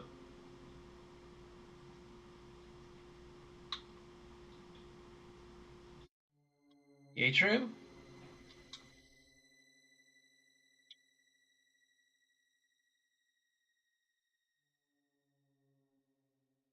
Where's the atrium?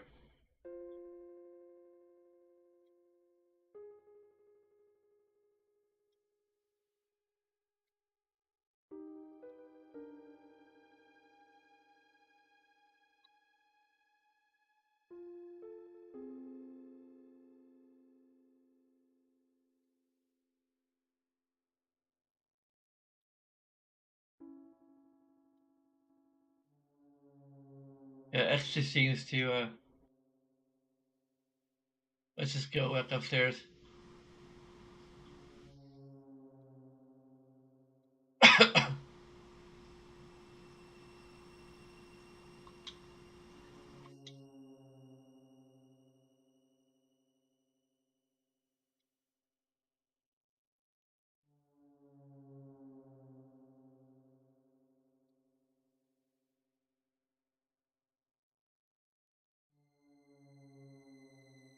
Hey, try to study again.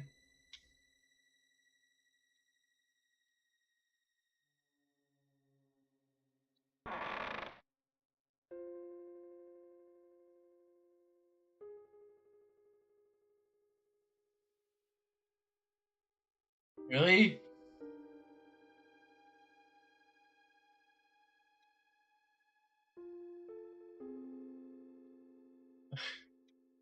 We didn't check the desk in the study. I guess there's nothing else there. Um,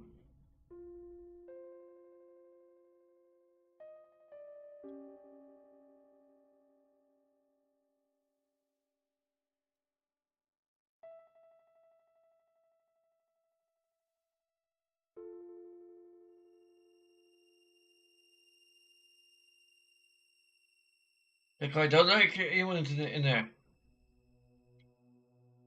In we go. There's a lock. It swung slowly open.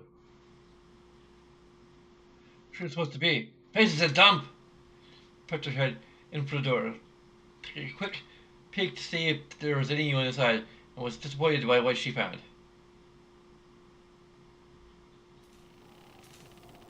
It was largely littered with peculiar-looking machinery and knickknacks, all of which were covered in dust and had safely been dumped there haphazardly. It looked like it had been there rusting for a very long time. The room were completely dark, and it was impossible to tell just how big it was, or even what the walls and floors looked like. It seemed the manor's inhabitants had turned the old clock tower into a makeshift storage space some time ago. I stepped warily inside. Leave it alone. I looked over toward Rachel inside Kate, trying to pull something from the shadows. There's a huge sword that appeared to be very old indeed. You don't need that old bludgeon. It'll only get in the way. Imagine it's a wood punch button on the market in dark condition. I reckon it might. You know, there's plenty of countries that just love old bits of junk. Well, some old bits of junk. Probably the kid left the sword where she stood. At least she put it down, back down gently. Then we heard a voice from the shadows. What are you doing here, I just about jumped out of my skin. Who's there? Kate Major turned face to face, ready for a fight. It wasn't Chrono emerged from the shadows. She was hunched over and wore a hood draped over her face. I could tell at a glance that she wasn't just old, she was positively ancient. It's some dottery old bag. What do you think you're doing sneaking up on us like that? His shoulders relaxed as tension left her body. Rachel however decided to give the woman a piercing stare. Oh, what an impish thing you are. Is the friend, perhaps? Not dead at night, I suspect. With narrowed her eyes. A little closer look at you. Ah, yes, you must be here to get your revenge on Lynx. How did she? My heart jumped. She seemed to know exactly who we were. We were in trouble. Why she sounded the alarm? We had to give up the treasure and run for our lives. What are we going to do? They finally tell her she was right. Pretend we didn't hear. So what if we are? Kid narrowed her eyes right back at the crone. What's it to you if we're here to get our revenge on old Lynxy boy? You're gonna do something about it? You never changed, do you? The crone chuckled badly, her small frame shaking. I'll the boldness of you, yes, that's the spirit. You what? He looked at the crone, completely confused. I was no less mystified. What the heck are you on about?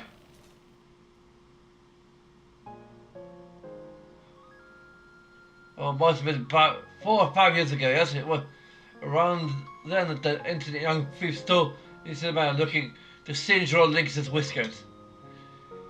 She could have been much older than 10 now, I think of it. Shocked by Kate, turned to the kid. A light gleam appeared in the kid's eyes, her glare was like ice.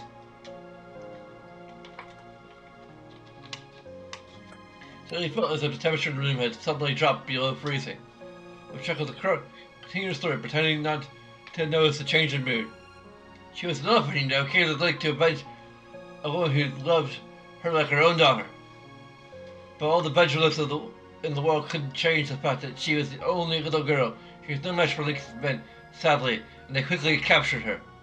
Lynx is the kind of man who one would fear to have for an ally, never mind a foe. Had it not been for a timely assistance of a friend of hers, the girl would have suddenly been executed. The people of manhood and very shadows pitied the girl and rushed in to spirit her away. I wonder how much of a tale can be true. It never specific for those who know failure, of course.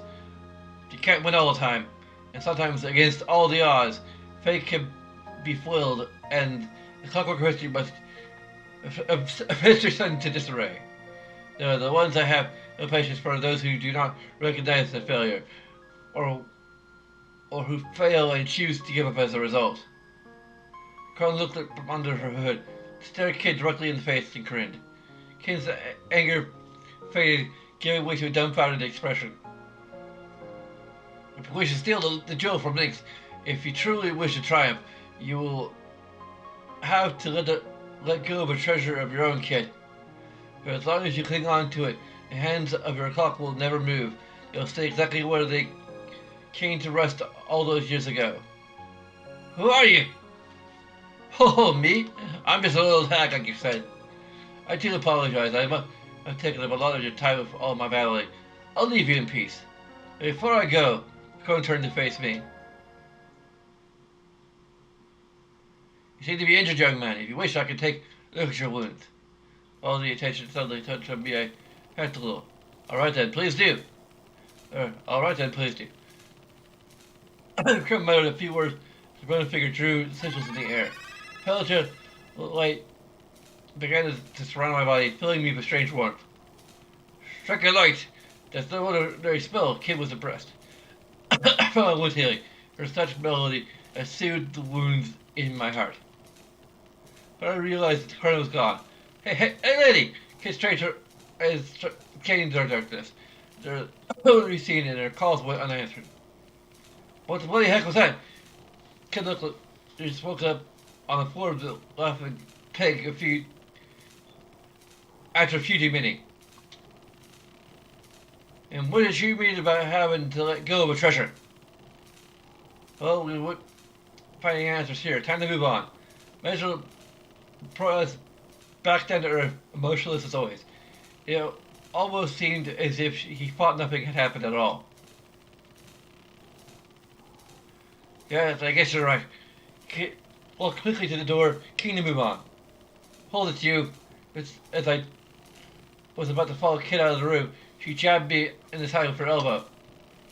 She little bugger, Sarge, why didn't you tell her to show some of the healing magic with the rest of us? Classic Kid.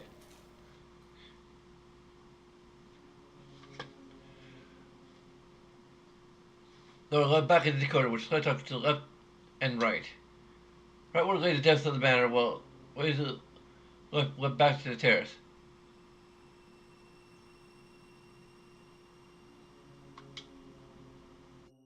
Leading down the corridor, we came across a rather sturdy-looking door on our left. A little further on stood a stairway leading upward. Well, the door certainly meant to keep something safe. There's some kind of treasure behind it. My name ain't Kid. Yep, that's the smell of cold hard cash, all right.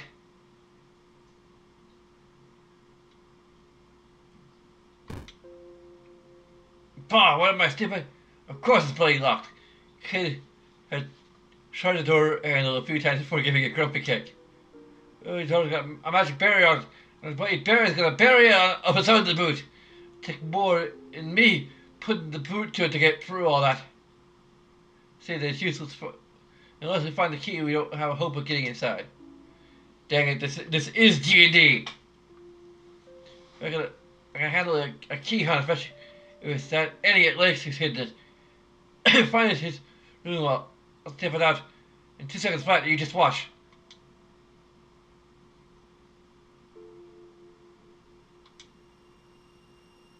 A flight of stairs.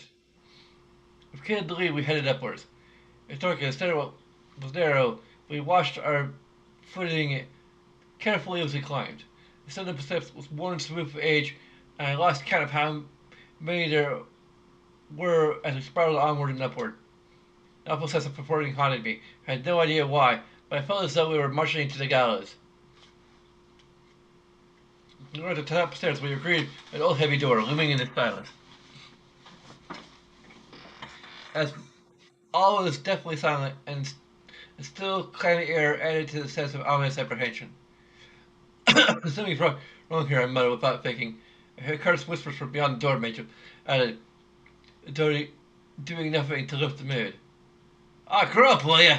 Kid shot back at us derisively. She was already examining the door. Well, it ain't locked, and I don't hear anyone inside. I'll go inside. Alright, here goes. He tried to handle the door opened, and with a slow, heavy swing, revealed what lay beyond.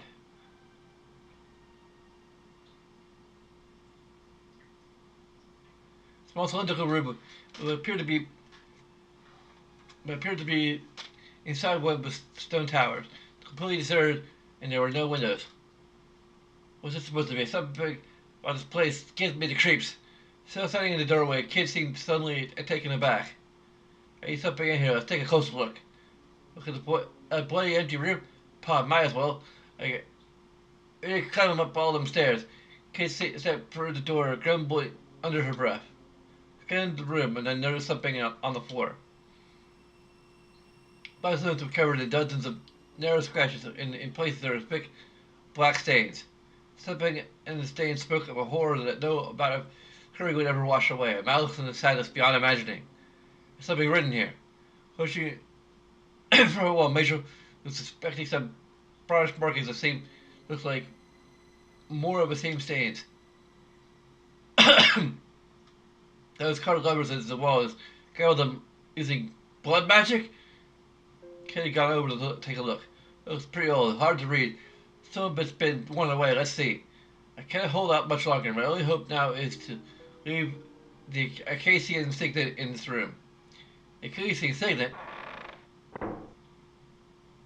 The door slammed shut. We turned to the feet with a start. I promise we got a unsettling creaking sound. The walls and floor began to tremble. What the hell's going on? Kid's eyes darted out of the room as she desperately tried to figure out what was happening. Creaking sound continued and the thing moved ominously closer. Up there! Uh-oh.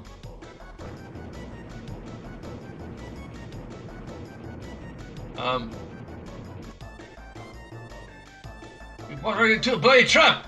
Kid bit it up. We gotta do something fast. We don't have time to sit around and do something.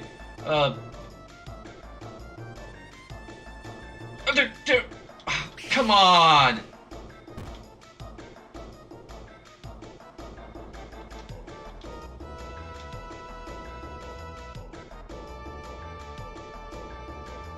There's some hidden door or something somewhere.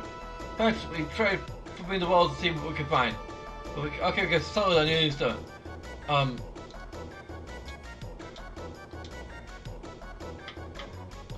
the door down.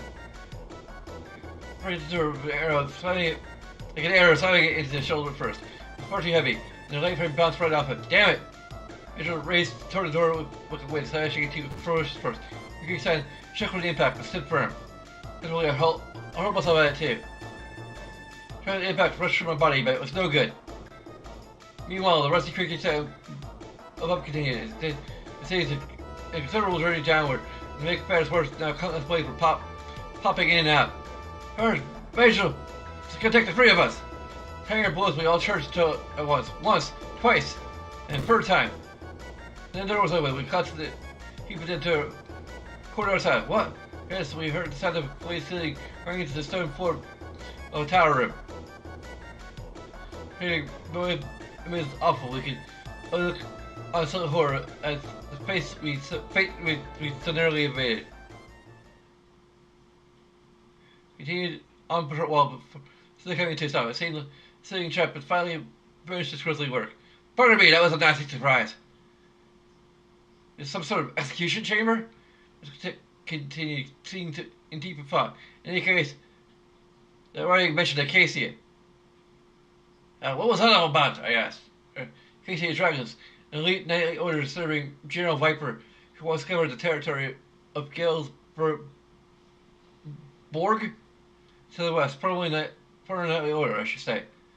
They were wiped out more than a decade ago, but the order of its very manner, no less. Thanks for the history lesson, Mag. Or Mage, I guess.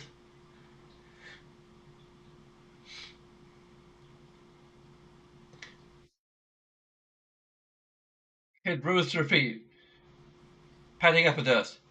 Too bad we're not here for fairy tale night. Alright, come on, we got a lot more exploring left to do. Rachel shrugged silently and we headed back down the stairs. Couldn't leave, we headed downstairs.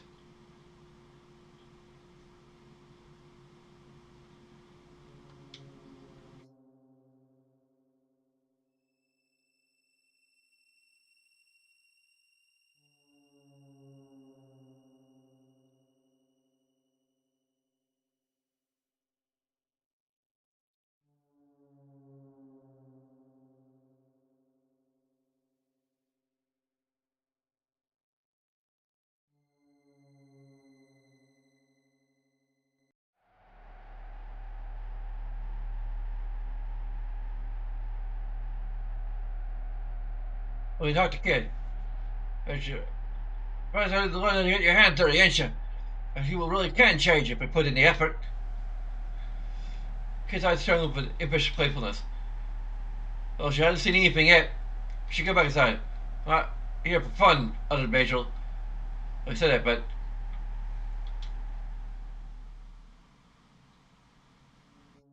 we switch off to the let's right.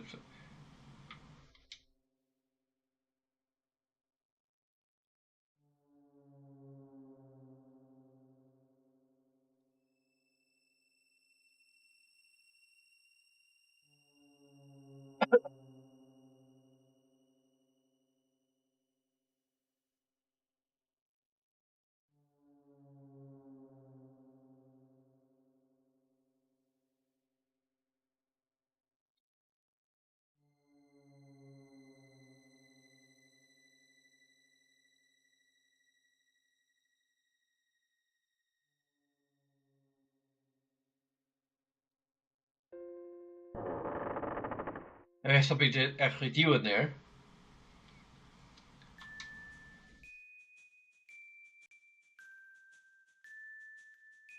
I knew he wouldn't be here.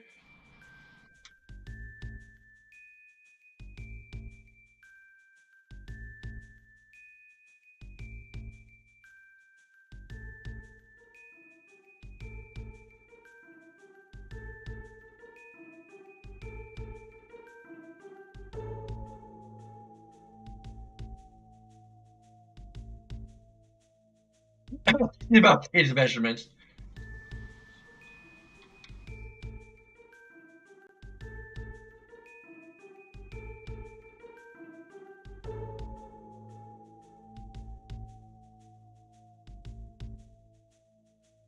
The study.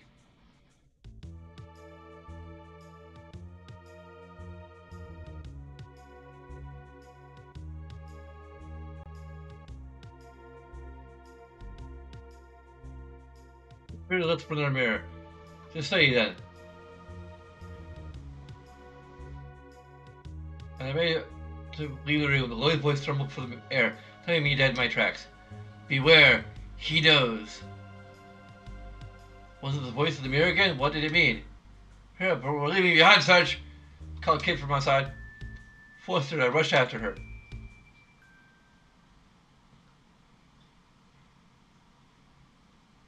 Her stretched out behind the door. Retraced her steps. Eventually came across the innate doors on the left-hand side. There was Lucas' daughter.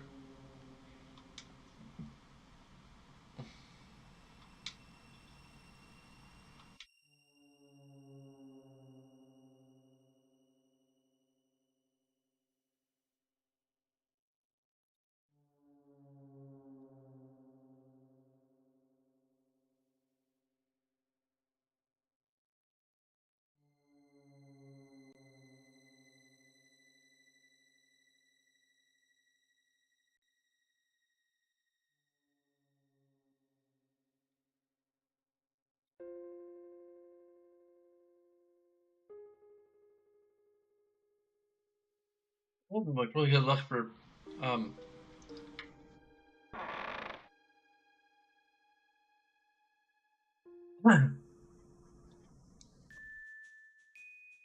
okay. I can give an information positive for the fact that we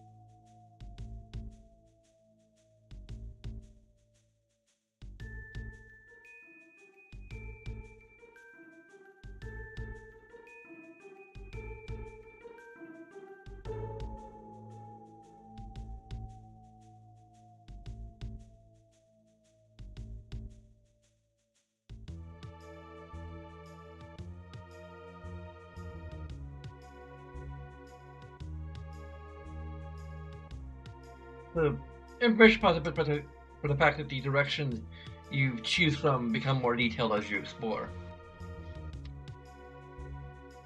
Right, you still have to have a mental map of like where everything is. And it would be useful if we actually had a fast travel option.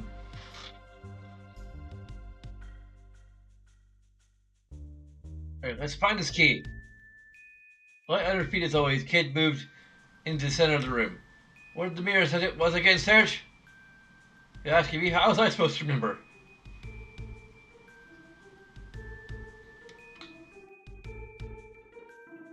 I know purple cover bar bookcase, I think.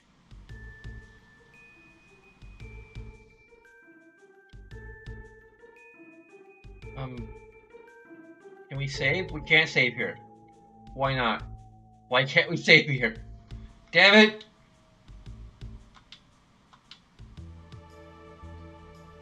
I knew it was purple.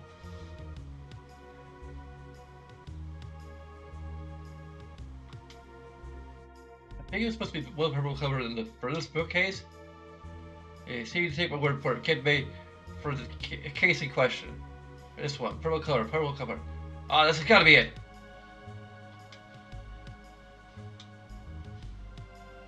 Oh, good, I'm going picked correctly.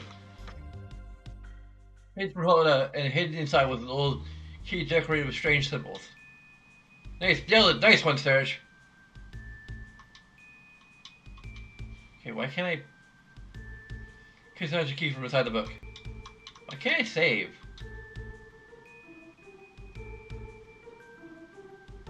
Alright, time to finally get a look at that treasure. And we came for we left the stay.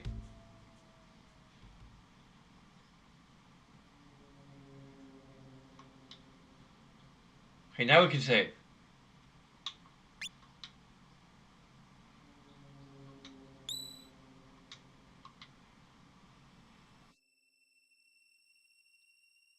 Actually, right back at the intersection. So stairs led down over toward a branch left and right. Right branch leading back toward the terrace. Terrace. Um.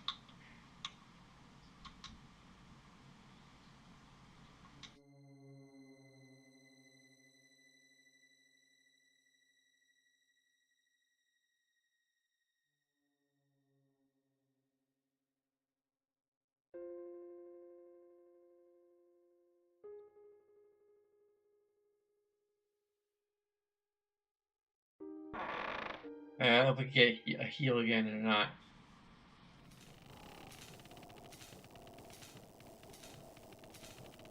Is your ladies in here? No. No kind of little jersey. No one let it on. Look at the shots. Come on, wherever you are. Oh, you ladies, show yourself. So, speaks volumes. This is a waste of time. Turning on his heel. Oh, it's a dull steel soda shrimp.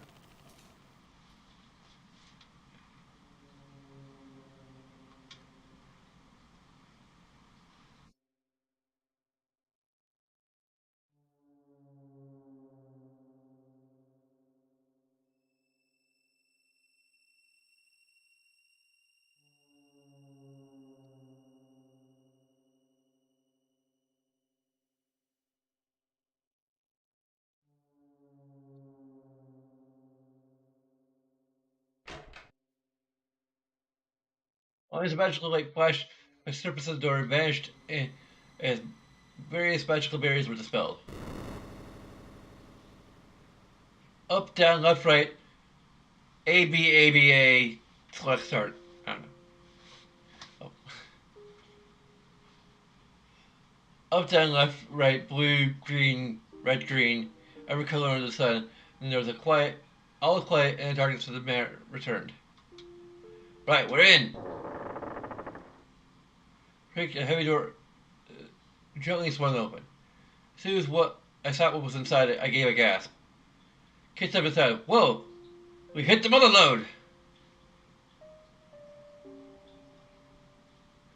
It's lived a veritable mountain of gold, silver, a priceless works of art, and exquisite trinkets. Kid looked at the pure on the verge of drooling inside of it. But what thief wouldn't have been? After all, this was the kind of hoard that a few people would ever come across in her lifetime. The smallest fraction of this vast hoard amount of riches would have seen the most careless spendthrift set for life. Our goal was a frozen flame. Ignore the rest. Rachel spoke of an icy dedication to her mission. I had not even batted an eyelid at the sight that greeted us. Yeah, I know. She's disappointed, of course, but she seemed set about scanning the room for the object of her hunt. Wait, is that it? Look on the pedestal over there. I see what Kid was pointing at.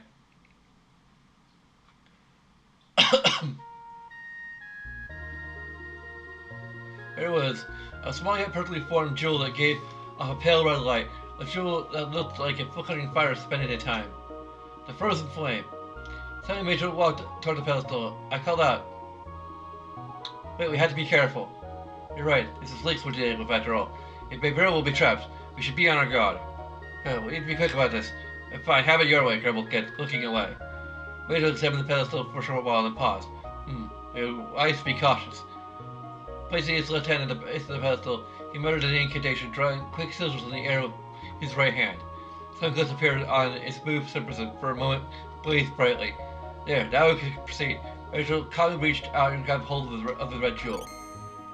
Dun dun dun dun! Dun dun dun dun! We got the thing.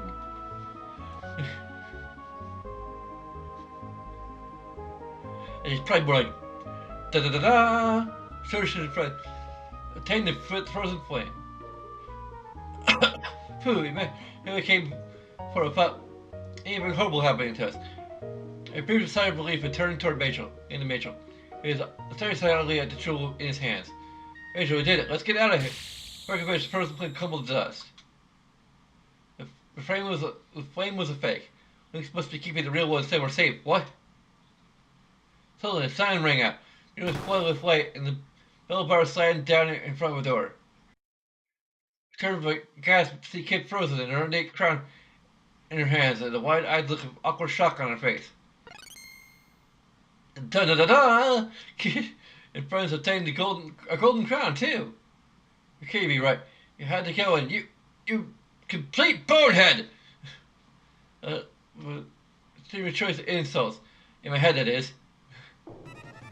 With that Paris in far corners of the room suddenly came to life, climbing their ways and screeching, "Rock! Thieves! Thieves!" But in trouble. These are going nowhere, said Basil, expecting the Paris covering the door. Although look at him, you wouldn't have thought there was anything wrong. Which way? Paris, to the boat! The voice in the distance, the man guards are coming. Kid dived behind a pile of gold coins. Find somewhere to hide. Back, I looked around the room. There's a large chest sitting wide open next to the pillar.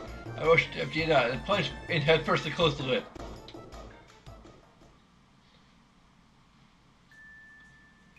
Captain, there's no sign of anyone in here. No sign. Straight peculiar. No one escaped before. I've ever flooded about his traps. Cautious, none. I gently pushed the lid of the chest and peeked through the gap. The 5 goblins wearing suits of armor, unlocking the gate, about to make their way inside. The goblins looked around the room, tricking his head as he peered into the shadows. It wasn't Mouse's time. I was grumbling about Mouses the other day, Captain. Mouse, a rodent, a rat. He really spun the trap. But a stocky, plump-looking goblin, he must have been the captain. He didn't seem convinced. And that was when I heard a strange, oddly familiar sound from a corner of the room. Squeak! Squeak! It's coming from Kid, where Kid was hiding. A troop of goblins stopped and looked at each other. For a moment, none of them spoke. Eventually, the captain rotated through Charles and offered his spots. I said, I'm sure the show was complaining about cats. Meow. Meow. And puss again. Inside, I was like, I was looked at each other. Funny you should say that, Captain. The way I heard it, mouse to the cats, it was a heckran. Which silence followed. And by that, I could see Kid breaking her brains to find out what a heckran was. So, right, you're a thief. Followed the captain's lead. The guards reached for their weapons, and then, heck, Heck. Ran. Heckaran. Heckarans are not Pokemon! This is really is a Heckaran, but heck, that proves it. The other cards created not identity to each other. Cheeky little devil. Surprise me there. Let's get out of here, boys. Goblin fell down of the vault. I guess Heckarans are Pokemon. They preached heavily. And they came charging back and they gave a mighty roar. There was no defeated Heckarans. Singing little mouse for a kid, he picked up from behind a pile of gold coins. You want to talk, thief? Paraching their weapons menacingly, the goblins moved slowly forward, forcing the kid into a corner. I quietly eased open the lid of the coffer and slipped out. Can't leave you anywhere, can I? I'm better than myself. And the kid handled herself, but then I didn't fancy your odds against a whole troop of heavily armed goblins. Well, I wasn't sure what to do. Then I made my mind. I had to say, kid, there was no way I was going to find a friend in need. Even by facing up against 5 goblin gunners, I'd come on top, I hoped. Reaching for my belt and left middle of the room. Hey, stop for brains! Over here! So I'll turn around and look at the same time. 10 petty cruel little eyes all staring daggers at me. Full of hurt. Die, are we? Making a run for it might have been a better plan of action after all. He was just so stupid! The cowboy and took a look at his teeth. But I didn't believe so. Why else would he be so stupid to come after one of Link's treasure? Well, that surprised me. Called dumb a bloody goblin. Tried to tell him when you cried your mum later on. Benjamin Kid's response, she wasn't feeling massively frightened. And tell her that I was kid to kiss your teeth in. Kid, are you? Taking a sip of your faith there's so much about. Goblin narrowed his eyes. Kid, little Lisa, look at me from now into my retirement. I bring head on a silver platter. Pull his motor start with his waist and start swinging. You know what you're messing with me. Ordinary goblin, sweetheart.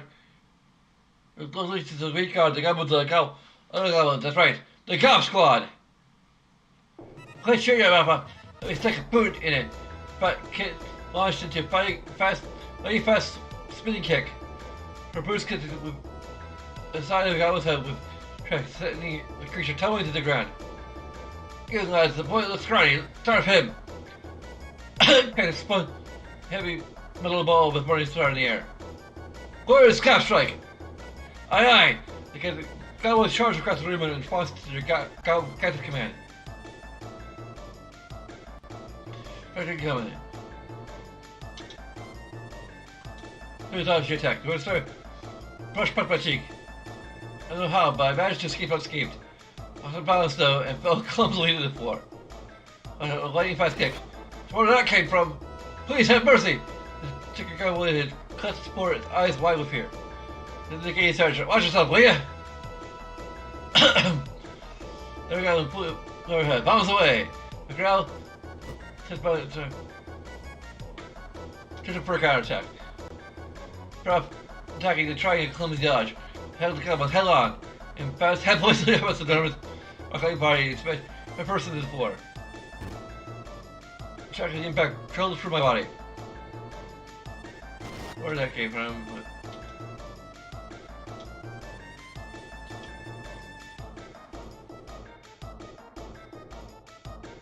Hurry!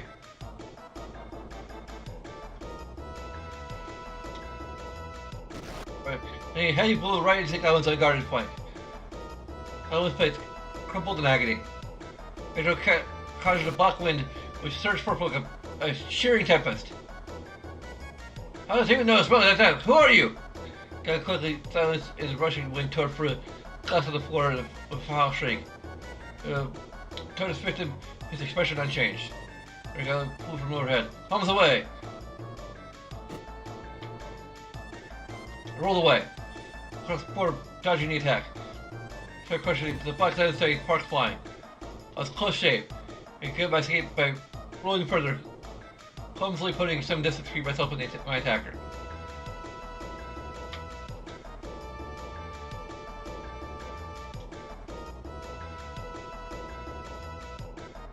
Okay, it wasn't the correct point here. RNG? Negative?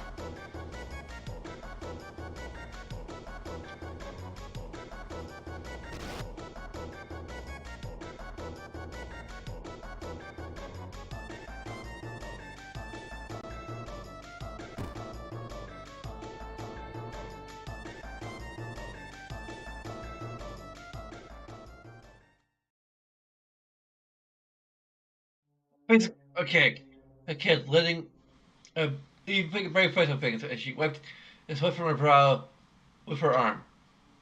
She stopped to look at me. Serge, where do you think you'd go and try getting the goblins carry after you like that? Well, you didn't have to, you know. Still, thanks. I thought it was happening to see your crazy arse jumping like that. She's actually smiling at me. Kid's smile kindled a light inside me with that a particular word came in ripples. It made her slip in. Tell you chat for later. We can't waste any more time out here. Rosamund must be somewhere else in the manor. Thanks for yeah, I thought we felt at least has to make some things so bloody difficult for everyone. Kid spun on her heel made a sulky about face for the door. So your attention returned to the pile of defeated goblins.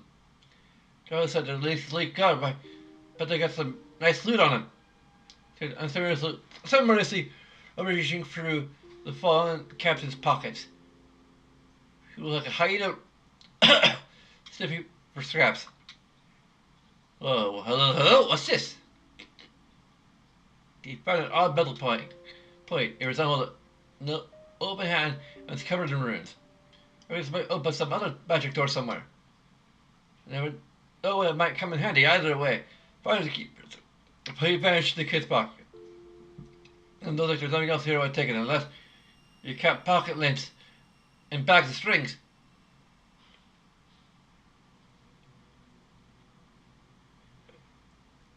Should leave the rest of its loot sitting here unloved. Suppose we can come back for it whenever. Kid turned to flash his face at some flashy grin. Alright lads, let's get a move on. Ain't gonna be dark forever. A hand-shaped plate is our only clue for now, muttered Major, similarly to himself. That we left the vault in search of the real frozen flame.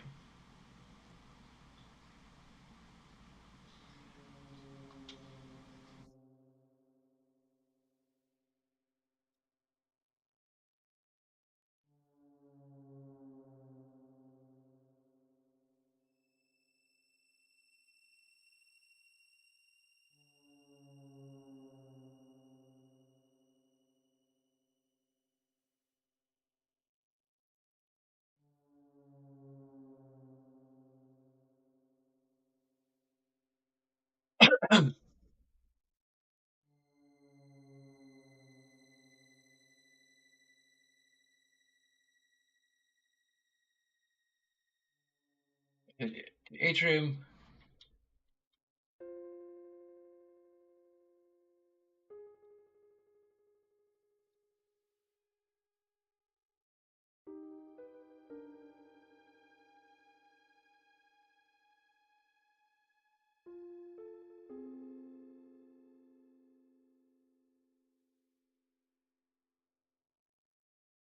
Handshake plate.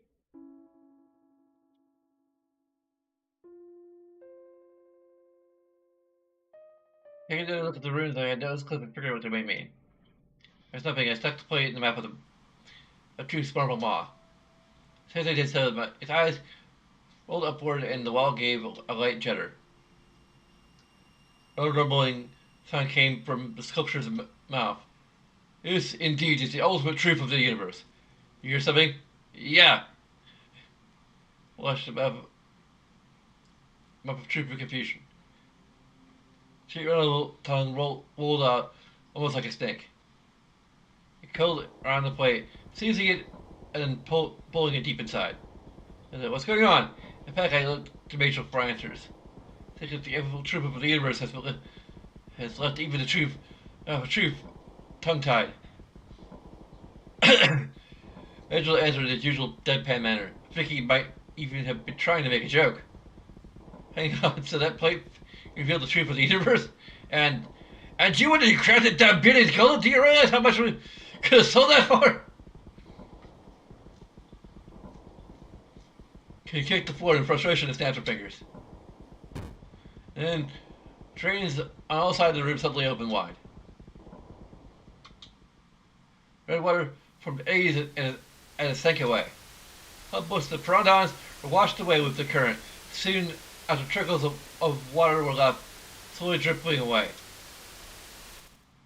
Actually, there is something beyond the door, so like you could bypass this entire puzzle completely.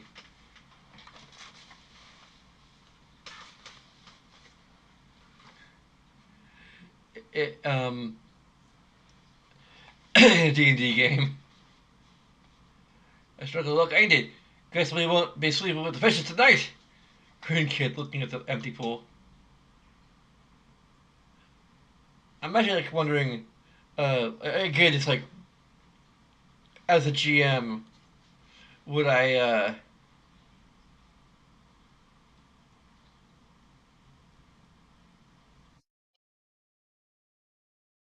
I think Kid would have to kind of be a a DMPC because she's so like she's so critical to the plot that yeah, I have to be a DMPC or I just have to be like okay, like one of the players has to be Kid. Majel is kind of up in the air whether or not he'd be essential to the story of this particular game.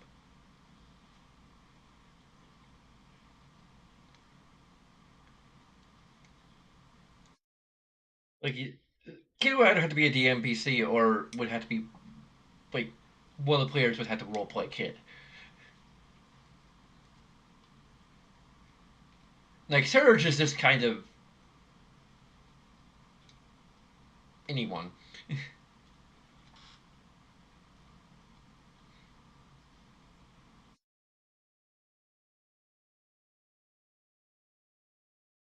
Anyway, well that's a stroke of luck, isn't it? Because we won't be sleeping with the fish. No, okay, we already did that. Across the train room, making for the exit to the other side, and pressed on.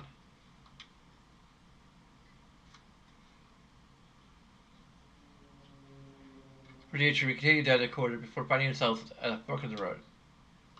Our treasure off to the left and right. Okay, we're gonna call it a night here.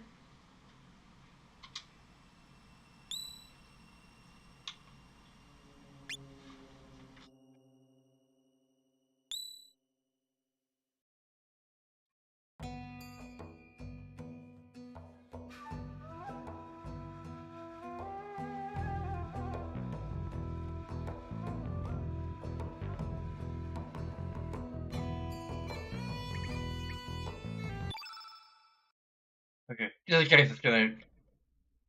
So I think we can give information positive for the music so far.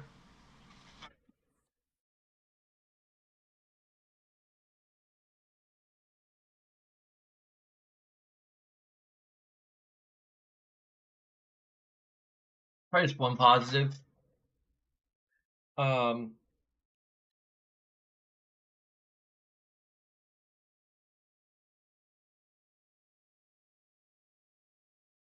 Maybe that's all I can really give for now.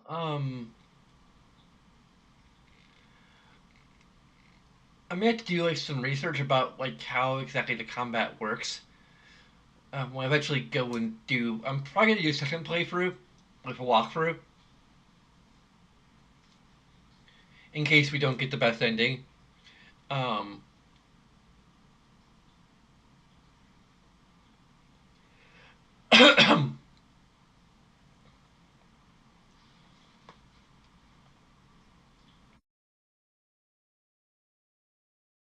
um,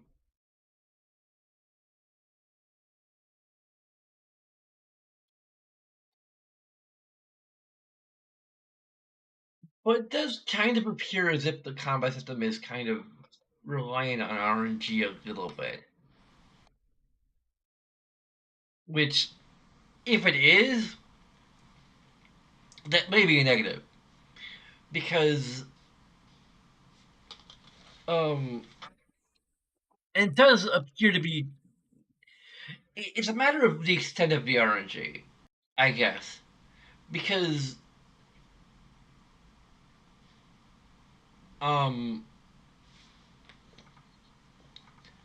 like, it might be one thing if there's, like, certain options that are more likely to succeed than other ones. Therefore, there is kind of a wrong and right answer.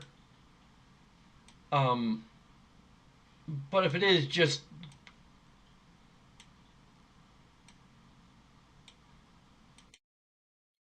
even then, like I don't know if I could say it's good, just because like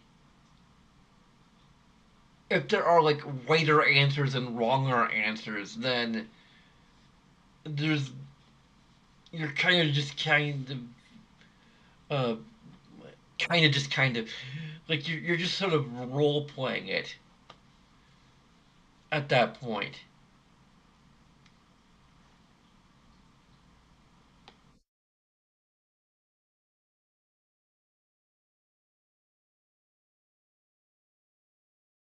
You know, is my character the type to attack directly or parry or or try to evade or do something like that, and then just kind of taking a particular strategy, and it just you know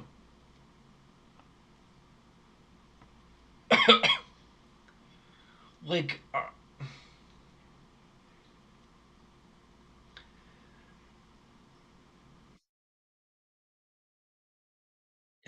I'm just I'm very tempted to give it a negative because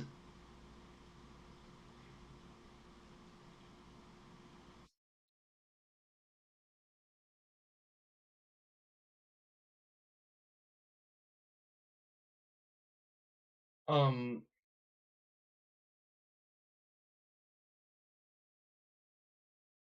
and unless I can like get at exactly how it works, it feels like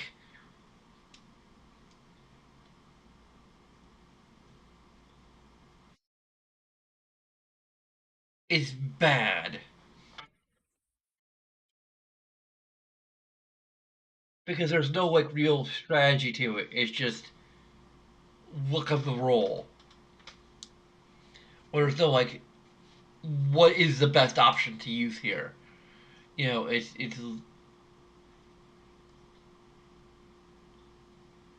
pick anything and hope for the best.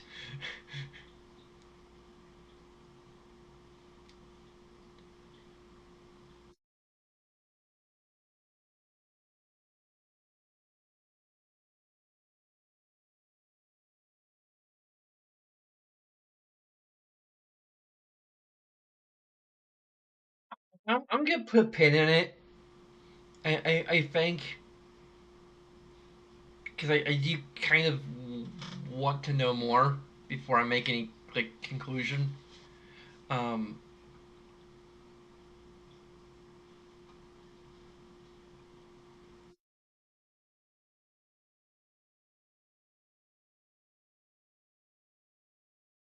I should go back to here because I need to actually go and um,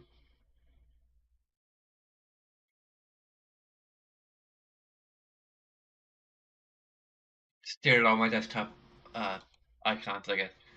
Um,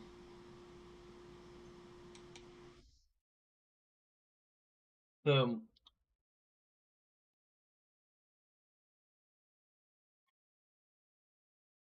so for information, we have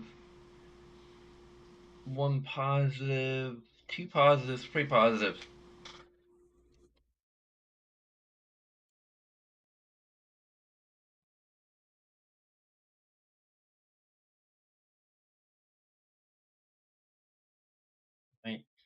space there. Um, and a negative for the upscaling.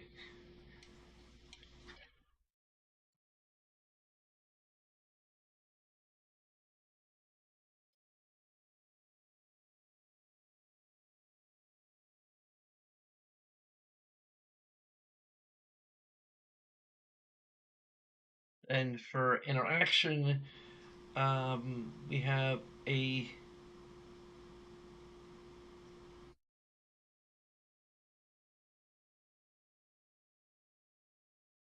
one positive and one negative.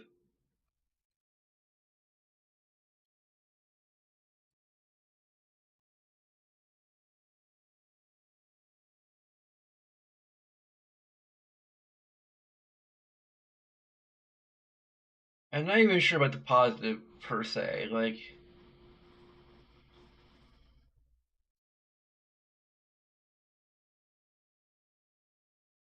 I probably have to like go look at a walkthrough to see if it's truly. Oh yeah, I turned off the green screen light. um,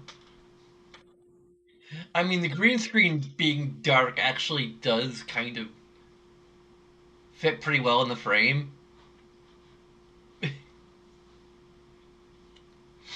Like if I do end up streaming during the day at any point, I might consider leaving it and seeing how it looks and seeing if it looks better to just have the green screen. Granted, I don't know if I can control that too much. Um,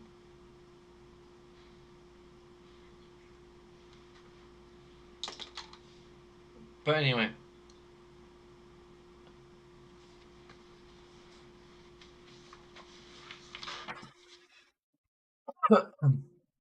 so it's still net positive, I think. Like two negative and four positive. So yeah, that's like free total.